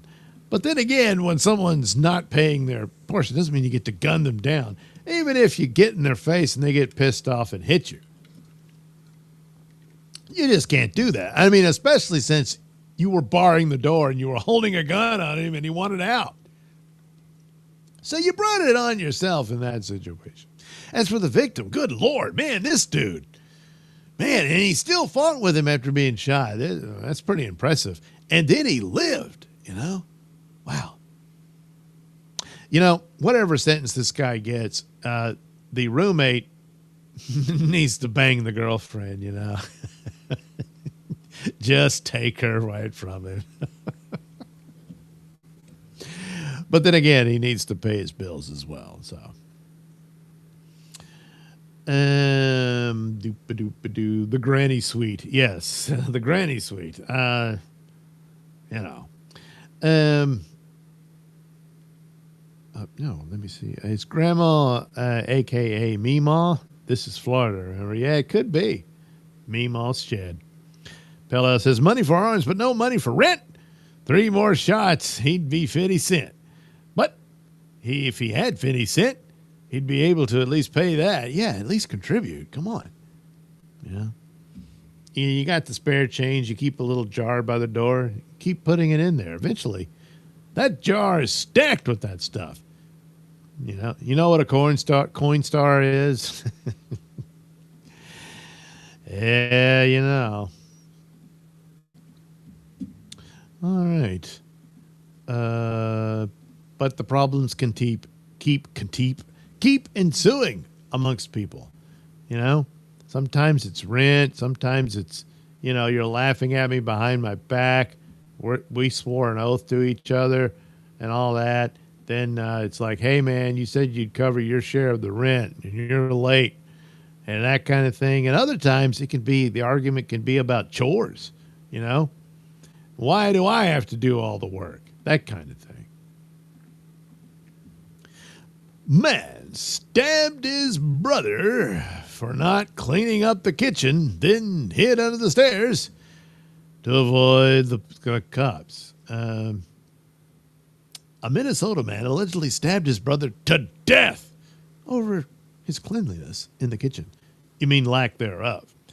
Javante Sims, 23, was charged with murder after police said he fatally stabbed his brother, whose name and age were not made public.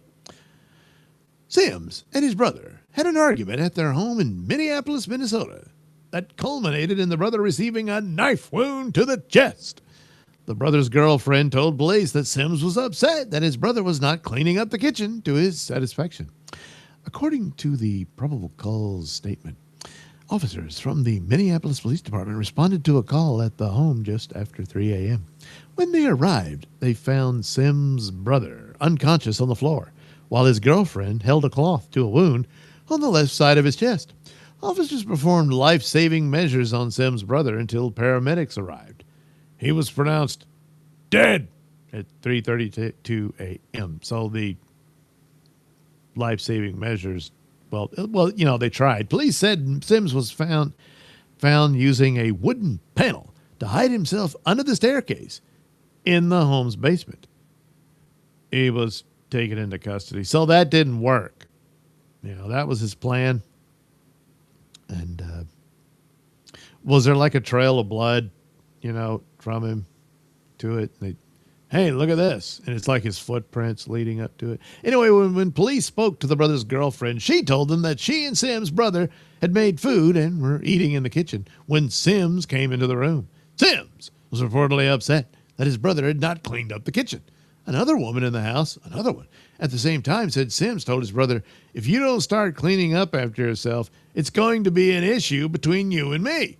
According to the probable cause statement, Sims left the kitchen and came back with a knife. Now that's odd because typically there's a lot of knives in a kitchen, but I don't know. He had this one elsewhere. He allegedly shoved his brother and called him a pussy, I guess. The brothers had a physical altercation, and both of the women told police that Sims was left standing in the kitchen with a bloody knife. His brother was heard saying, "He just stabbed me." The woman told police that Sims ran away as the brother's girlfriend applied pressure to his wound. When police questioned Sims, he allegedly said he could not remember what happened and claimed that he blacked out. Wow. He reportedly admitted to arguing with his brother about cleaning up the kitchen and retrieving a knife. According to police, Sims said he meant to fake stab his brother, but then his brother reportedly charged him and ran into his knife. Oh, he ran into it. Well, there you go. It's an accident. Sims was charged with second-degree murder and is in custody at the Hennepin County Jail on a $1 million bond. So, you see, it's just an accident. He didn't mean it. He's just trying to scare him, waving the knife around. That's what happened. It's amazing how, despite blacking out and not remembering what happened, he was able to recall that detail. So, there you go. But, a messy kitchen's a messy kitchen. Sure. But I don't see how, stabbing somebody and splattering their blood all over it's going to help with the cleanup, though. I'm pretty sure it doesn't. Oh, wow. Speaking of chore disputes. Yes. Alexandra, didn't that make the kitchen even messy? Good. Exactly, Alexandra. I'm sure it did. Especially since, it's blood. I mean, I'm sure I know what you're thinking. Well, when you're chopping up a chicken, there's blood like that. It's going to, get around. You got to clean it up, though. But then your brother's blood all over the... Yeah, Pella says, it defeats his argument. Yeah, it does, It also, him recalling, he accidentally ran into it. You just said you don't remember what happened. Yeah, it's starting to come back to me now. Oh, yeah. It's true. I forget things all the time. It's like unmuting your mic, sit here and do a whole damn monologue. Yeah, that was clever. Pretty good. I'm proud of myself now. And then look in the chat. Muted. Doug, muted. Oh, Jesus. And what are you going to do? You're just going to have to eat it. Dances with Wolves actor sentenced to life in prison for sexual assault of indigenous girls and women. No, not Kevin Costner. This guy. A 49-year-old actor, best known for his role in the 1990 film Dances with Wolves, has been given a life sentence in prison for sexual assault.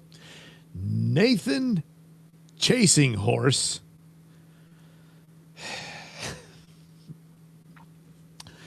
was convicted of 13 charges, most of them involving 3 women. He was sentenced on April 27th and will be eligible for parole after 37 years behind bars. Chasing Horse was acquitted on some of the charges. Well, not enough, huh, Chasing Horse? Chasing Horse is Saginaw, Lakota from, or is it Sikanoo, Lakota? I know, from South Dakota's Rosebud Reservation, per the AP. After he rose to fame following his role in Dances with Wolves, he made appearances at powwows, healing ceremonies, and other cultural events throughout the Indian country. At trial, prosecutors alleged Chasing Horse used his fame and position as a Lakota medicine man to gain access to and abuse women and girls. He was arrested in January 2023 following a lengthy investigation. He was charged with the sexual assault of girls and women across 5 states. He also reportedly had 5 wives, some underage, and was accused of trafficking victims to other men who would pay to have sex with them. Good Lord.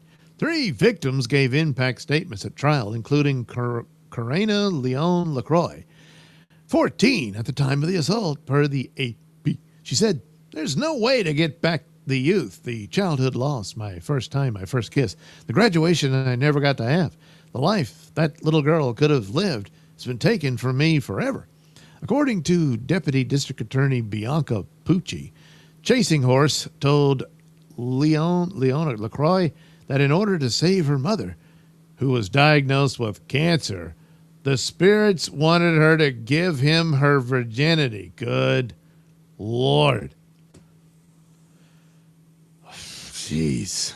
Following the sexual assault, Chasing Horse reportedly told Leon LaCroix that her mother would die if she told it. God, man, what a piece of shit.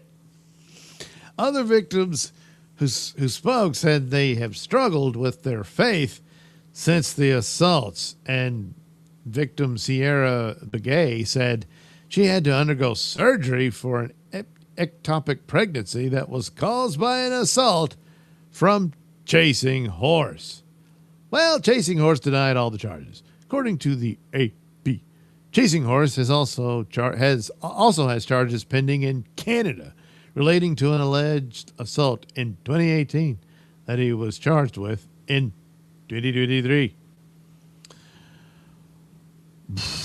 What a piece of shit. Jeez. Chasing Horse. You know, if you don't give me your virginity, your mommy's going to die. Holy crap.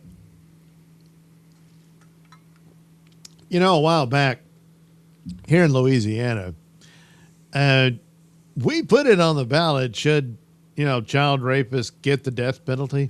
Even if the child, is still alive, wasn't murdered or anything like that, but did suffer that attack. And we voted yes. The governor signed it. But the court said that's cruel and unusual and you can't do it.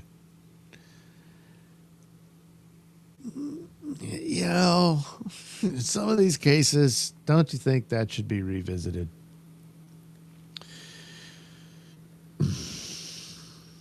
So, well, that's it for Chasing Horse.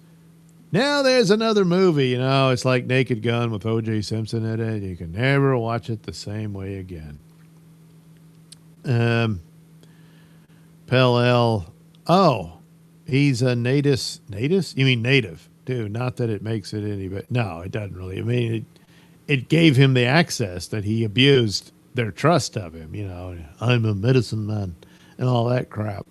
And preyed on these poor little girls. Alexandria, he was chasing something. Yeah, that's the whole thing. I mean, damn it all, does it have to have that in the midst of this horrible story, you know, and he's got this hilarious, you know.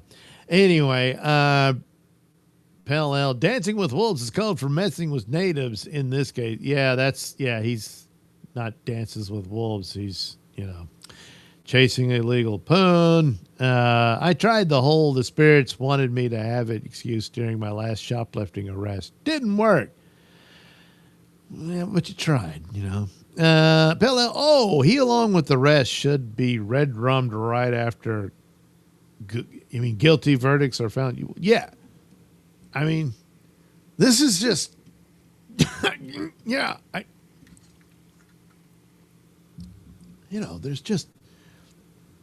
There's lines you don't cross. And compounded by his means of tricking. Jeez. Yeah, that's a bad one there. That's really awful. At least this one's just kind of stupid and silly. You know? It's disgusting as all get out, but not as bad as chasing horses. You know? Secret Service officer accused of masturbating naked in Miami hotel hallway after following guests to her room. So he stripped down in the hallway and started waxing his dolphin. Oh, that mugshot.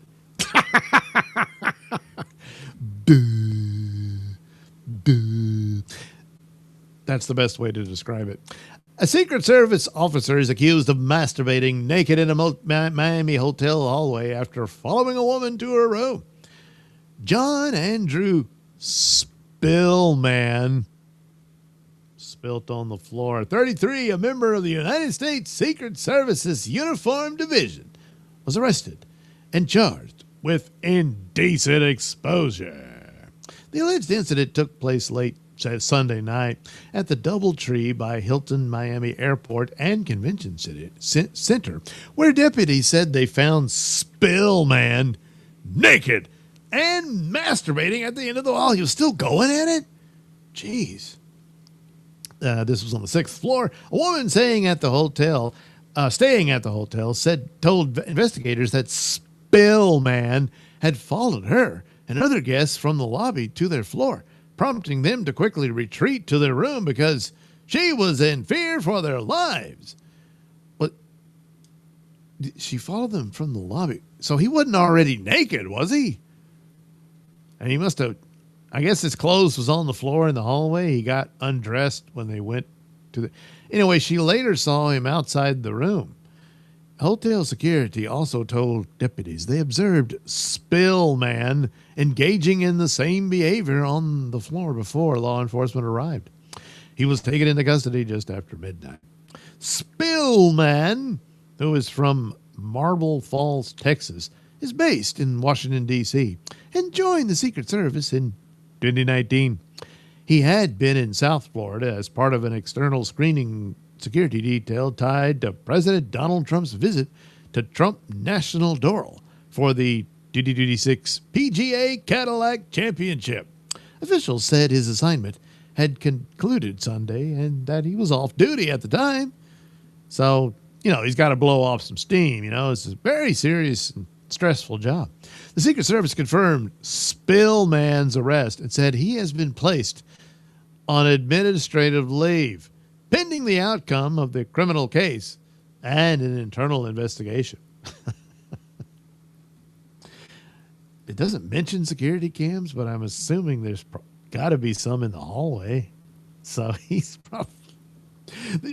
The alleged conduct is unacceptable and stands in stark contrast to the professionalism and integrity that I demand of our personnel, Richard McCulvey, chief of the agency's uniform division.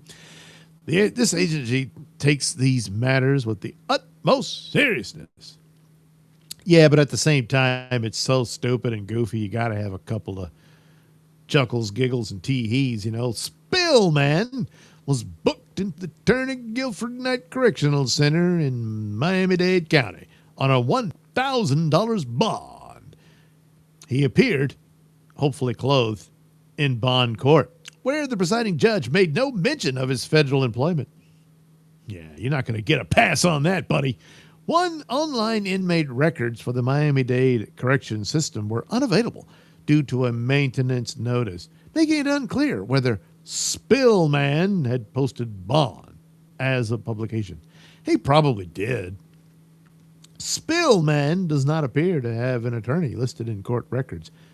The city public defenders declined to comment. Well, he'll have one. He's pretty stupid engaging in this. So whatever the hell else he's going through, who knows? But so is he dumb enough to represent himself? It's possible. I mean, look at his idiot hobby, you know?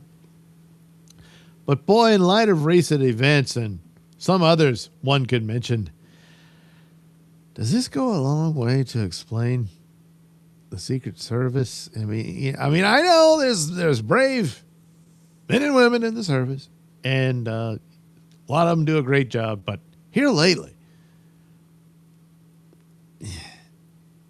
what's going on? You know. So anyway, should this case be completely on the merits, he should be terminated immediately from the Secret Service.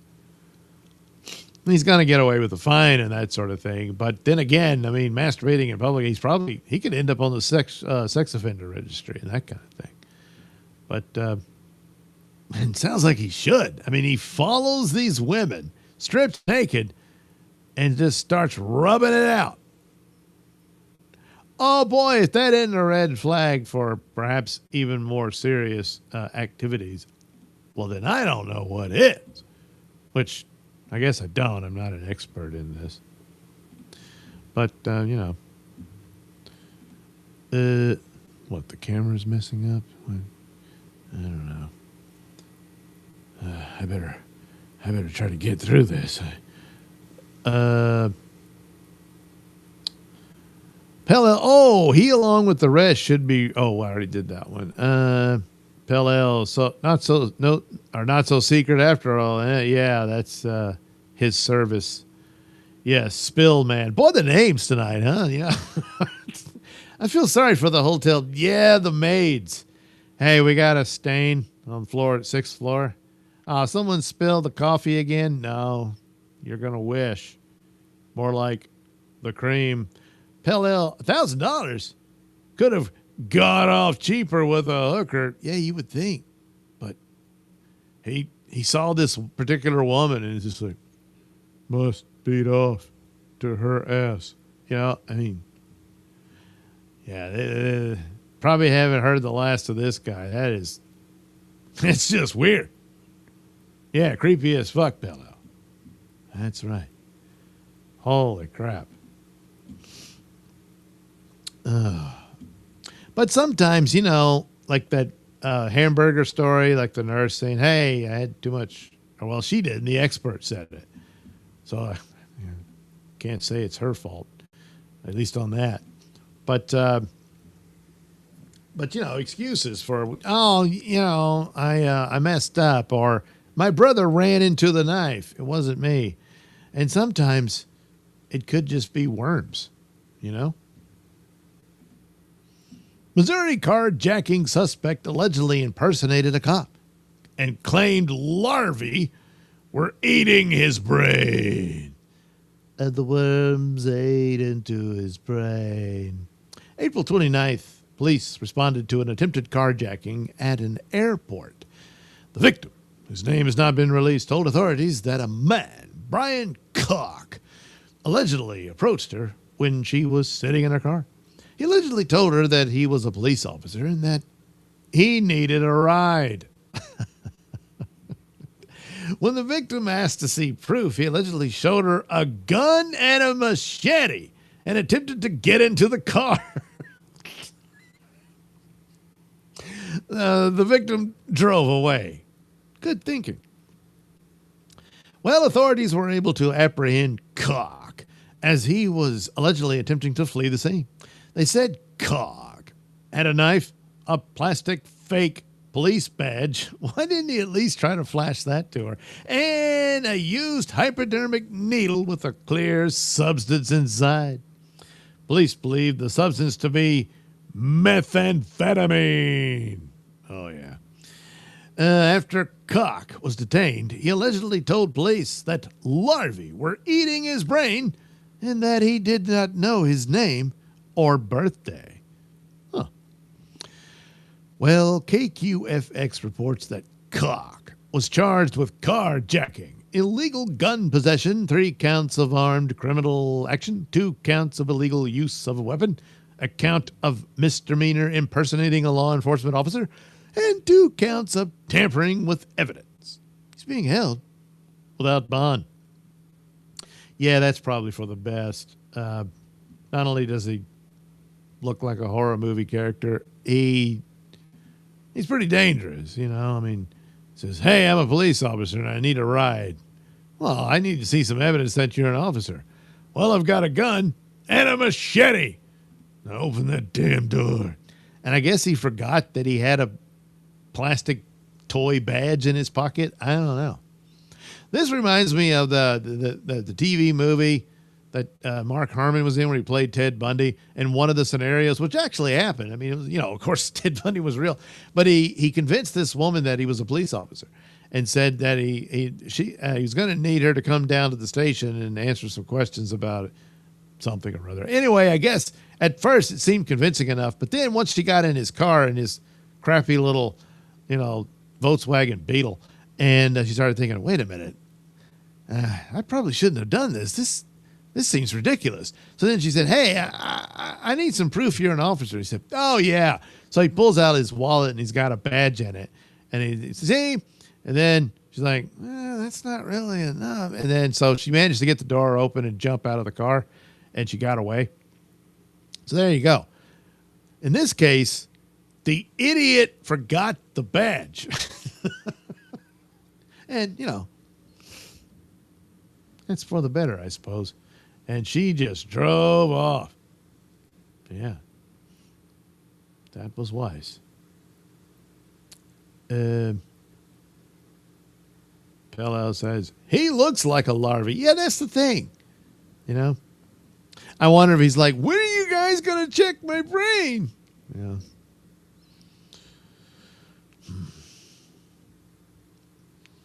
The larvae is not in your brain. You are the larvae. Pello, Keystone cops carry machetes. So, is that what he was? Oh, yeah, I've seen that. A gun and a machete. Sounds like a police officer. I mean, geez. Some of these guys just don't make an effort at all. Yeah.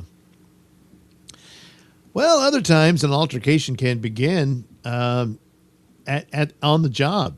You know, people get mad at their boss, that kind of thing. I know it's stressful and stuff, but look, if it's that bad, just quit.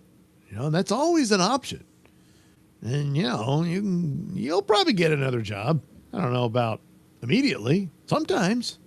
But, yeah, you know, if it's really bothering you that damn much, it's like, geez Louise, I need to get out of here. But other people, they make it physical.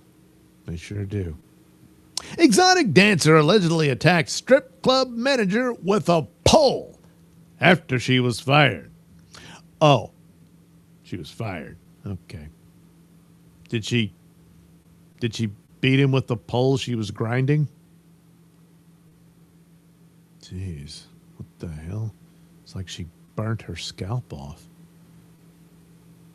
Oh, well. A 23-year-old woman has been arrested and charged after police allege she was fired from a strip club and then returned with a pole to attack her former boss.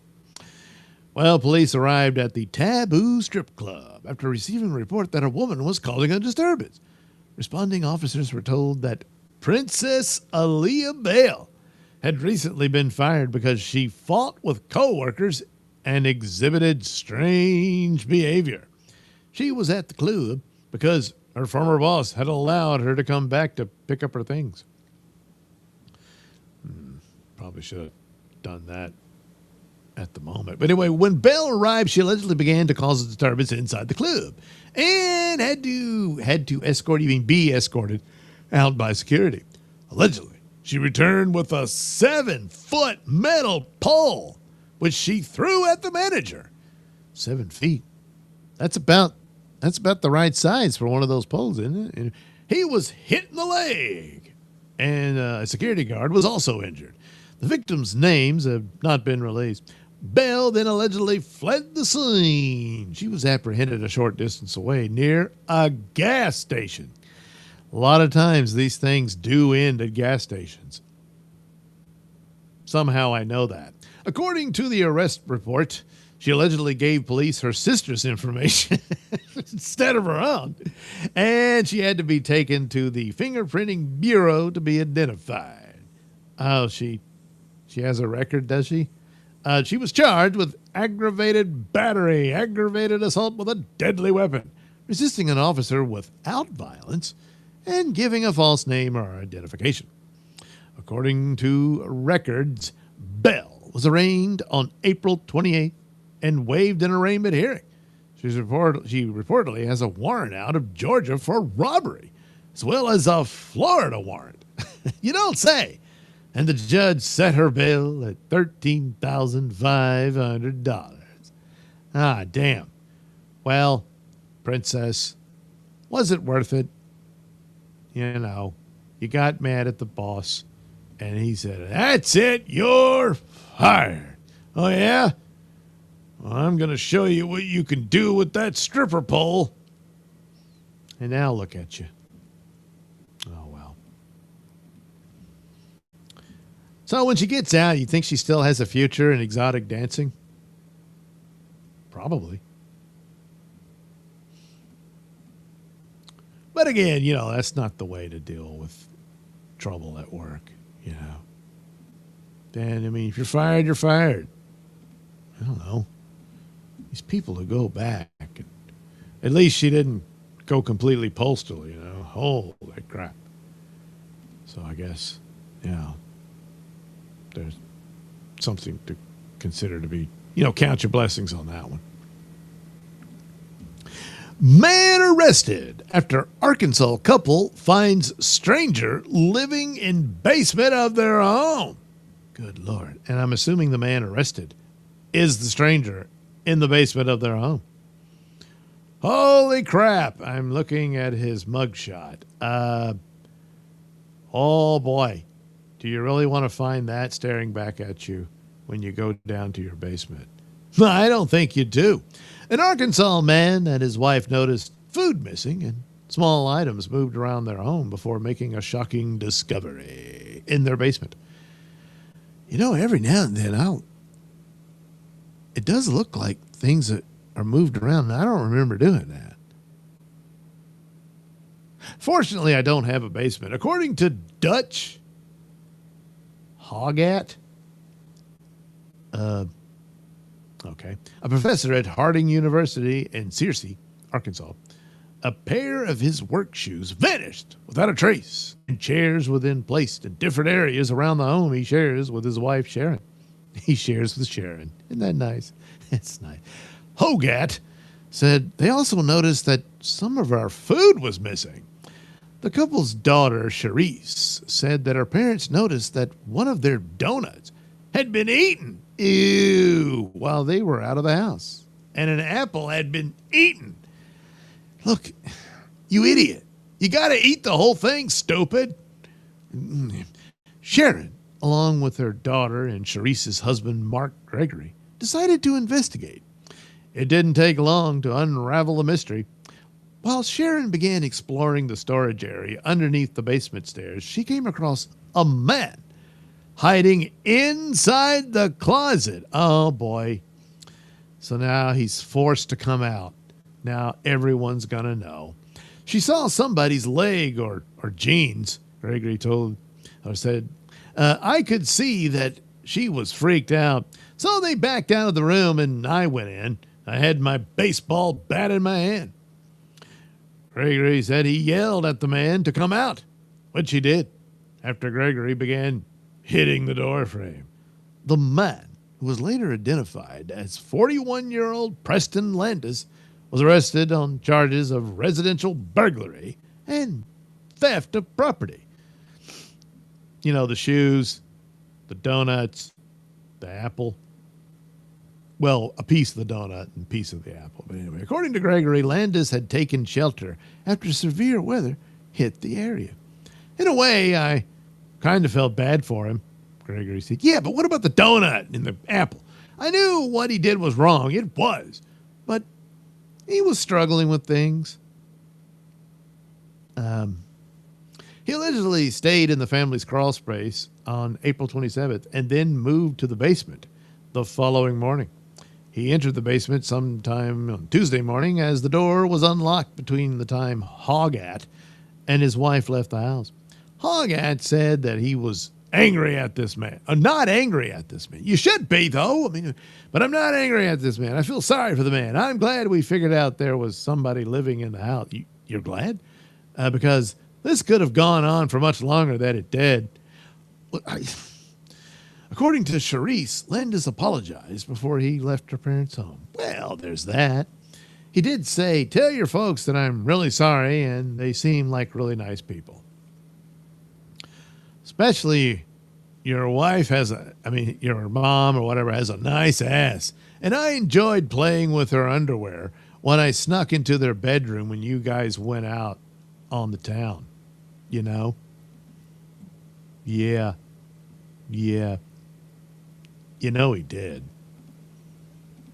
So I was like, I feel sorry for him. You know, the poor guy. I mean, you're just trying to tell yourself this wasn't as creepy and weird and horrific as it was. You know, they missed an opportunity here. When they noticed things were weird around the house, they should have done their own found footage movie.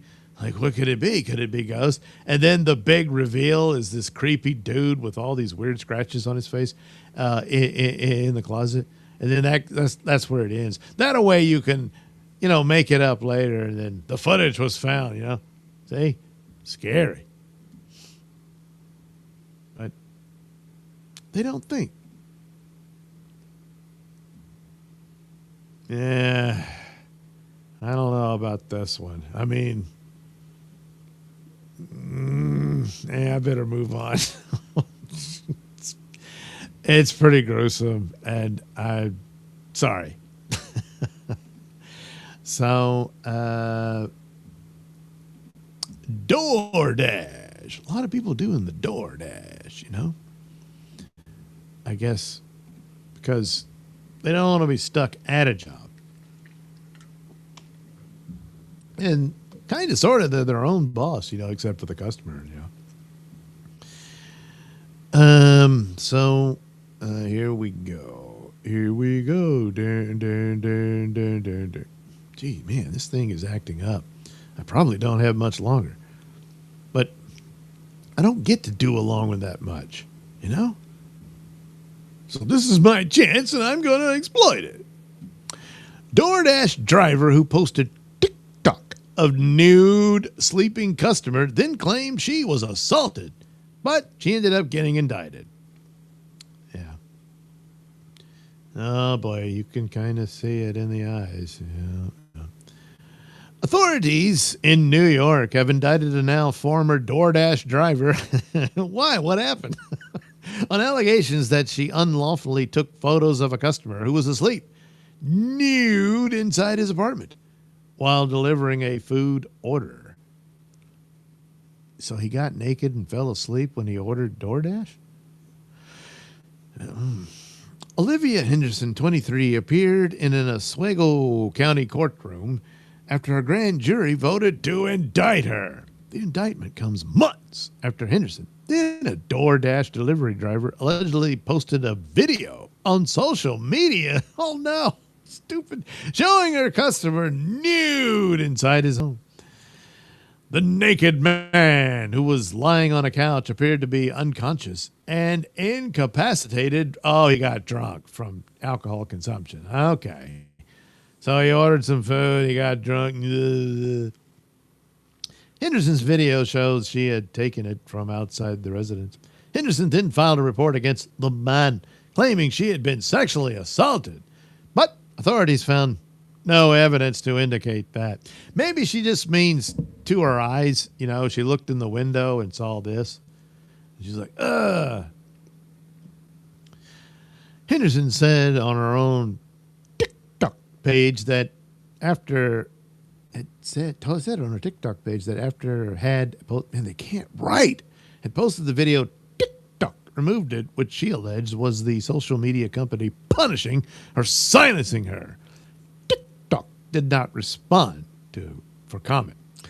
The alleged victim cooperated with investigators, as Waco officials previously said.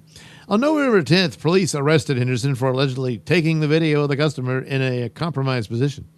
Authorities have accused Henderson of degrading the victim by recording intimate parts of such person at a place and time when such person has a reasonable expectation of privacy without such person's knowledge or consent.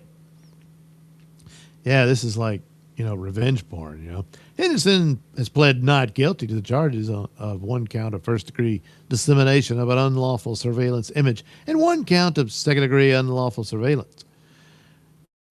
Yeah, but you did it, Look at this dumb guy. He's passed out drunk and naked. I got to share this on TikTok. Well, that's too bad, huh? Yeah. Oh, well. But let there be a lesson to you when you order DoorDash. Don't do it while drunk. And if you do, don't do it while naked and drunk. And maybe, close the blinds. Yeah, that might help. Good Lord. So he got drunk and naked. I can't imagine anyone who would do that. Someone with a speech impediment. Pell, if only he tipped a little more, none of this would have happened. Yeah, see? Yeah, what happened to the meal? I guess, did she leave it at the door, maybe? I don't know. And then later on, just so happens, he watches her TikTok videos. Hey! Look, it's bigger in person. Do I really care about this one? Oh, God, that's too long just to list. Oh, good Lord, that's too long for that. Yeah. Some idiot prosecutor referred to other cases in a case, but they were just cases generated by AI, so they weren't real. Yep, pretty stupid. Oh man, this one. Jeez, I'm so tired. I don't know. It's really long. It's a good one. Maybe I'll save this one for another time. But this one's pretty quick and to the point, so we'll do this. It's not much, but you kind of want to end on a light note after all these, murders and perverts and all that sort of stuff.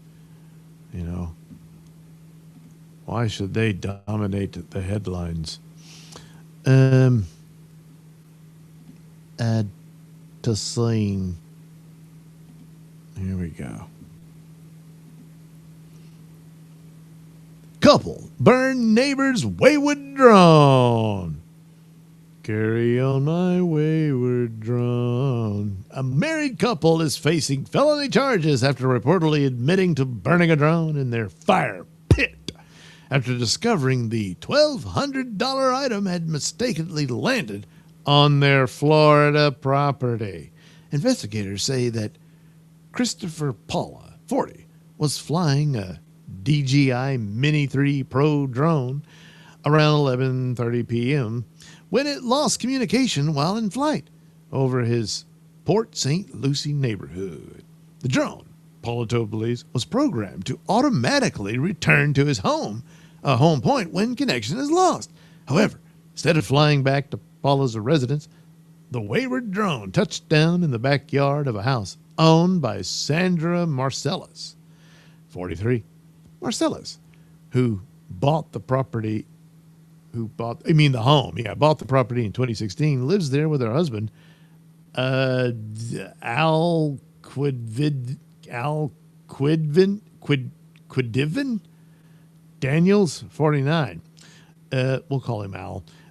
Using a GPS tracking feature, Paula determined his drone's last known position was in a nearby backyard.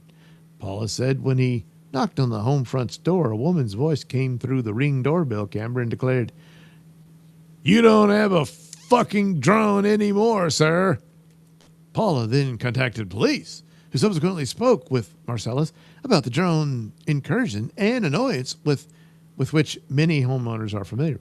After reportedly admitting that she and Daniels burned the drone, Marcellus said that the couple has experienced ongoing issues with drones flying over their property. The flight, she added, prompted her to recently post on the Ring neighborhood app about her concerns about the drones, which would pause when she noticed them. On one recent occasion, Marcellus told police she was outside undressed when a drone flew over her property. A week ago, upon discovering the foreign object with a camera in their yard, Marcellus stated they burned the drone in the fire pit. Police say the Daniels confirmed this account. Due to the drone destruction, Marcellus and Daniels were arrested for criminal mischief. The charge is classified as a felony since the value of the damaged property exceeds $1,000. Well, they were freed from jail after posting $2,500 bond. Well, look, you can understand there's a certain amount of harassment going on here, and especially if she likes to walk around naked in her backyard. It's her backyard, and provided it's not exposed to the public, she should be able to do it, I suppose. And then here comes a drone. But then she noticed it always stops to look at her. And, I mean, that drone just wants to, observe her beautiful charms. And so you can understand her anger and fury. So maybe that'll go down as a mitigating circumstance here for the little flying toy that the neighbor liked to have or play with. But they'll probably have to pay him for the damages and a little more for the emotional distress of him losing his prized toy, Yeah. Carol Durant, the fat black singer. Al Quidivin. Yeah, that's Al-Quidivin. I don't know. That was his name. So I would just call him Al. And, Al, he didn't hide nothing. He said, yeah, she burned it. So how do you think that's going to go at home? Well, I'm sure it'll all be fine. So there you go. Nailsin News. Well over 2 hours of the news that you needed to know. That's what I'm here for.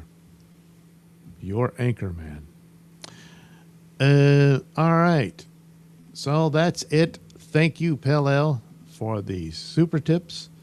It's always a treat. Always a thrill. Sorry for whatever reason it took so long. But boy, when it showed up, oh boy, I was excited. And I still am. I love seeing super tips. The money's nice too. Thanks for that. So anyway, we'll visit again sometime soon. If not, oh, wait. I should say sometime later. If not before. Yeah, that probably works better. I don't know. Anyway, later on, Pop Culture Breakdown, the Doomcock and the gang will, I'll be there for that. And then maybe I can do one later in the night. I don't know. But probably Thursday night I can squeeze one in. Or not. Time will tell. Anyway, thanks for watching and listening to me babble on about all these creepy people. Disappointment abounded once it came in. Do you mean abandoned? Or maybe not. That means the disappointment only grew once it came in. Oh, wait, there's another message. Alexandria says, bye, everybody. Bye, Alexandria. So there we go. Another successful romp with Nailsin News. The only news you can trust. Trust me. I'm babbling at this point. I guess I'm getting the brain fog. I need to get some sleep. That's what I need to do. And you probably do too. So have a good rest, and we'll do this again.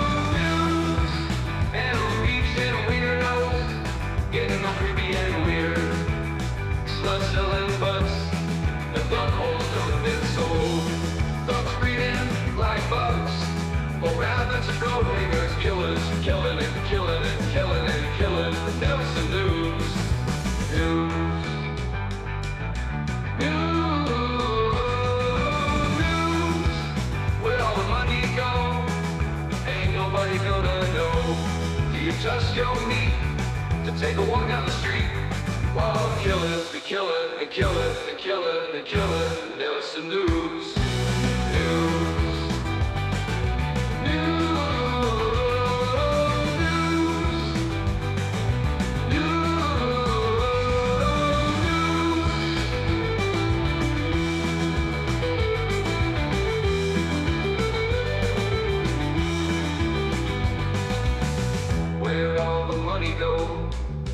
Ain't nobody gonna know. Do you trust your meat to take a walk down the street while killers be killing and killing and killing and killing?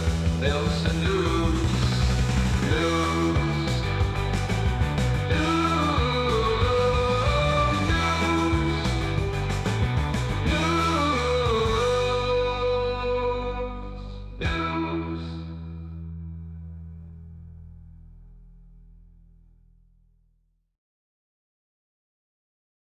Time now for commentary from Trixie Turner. Trixie? Doug, studies show that most people avoid studying and opt to just make crap up.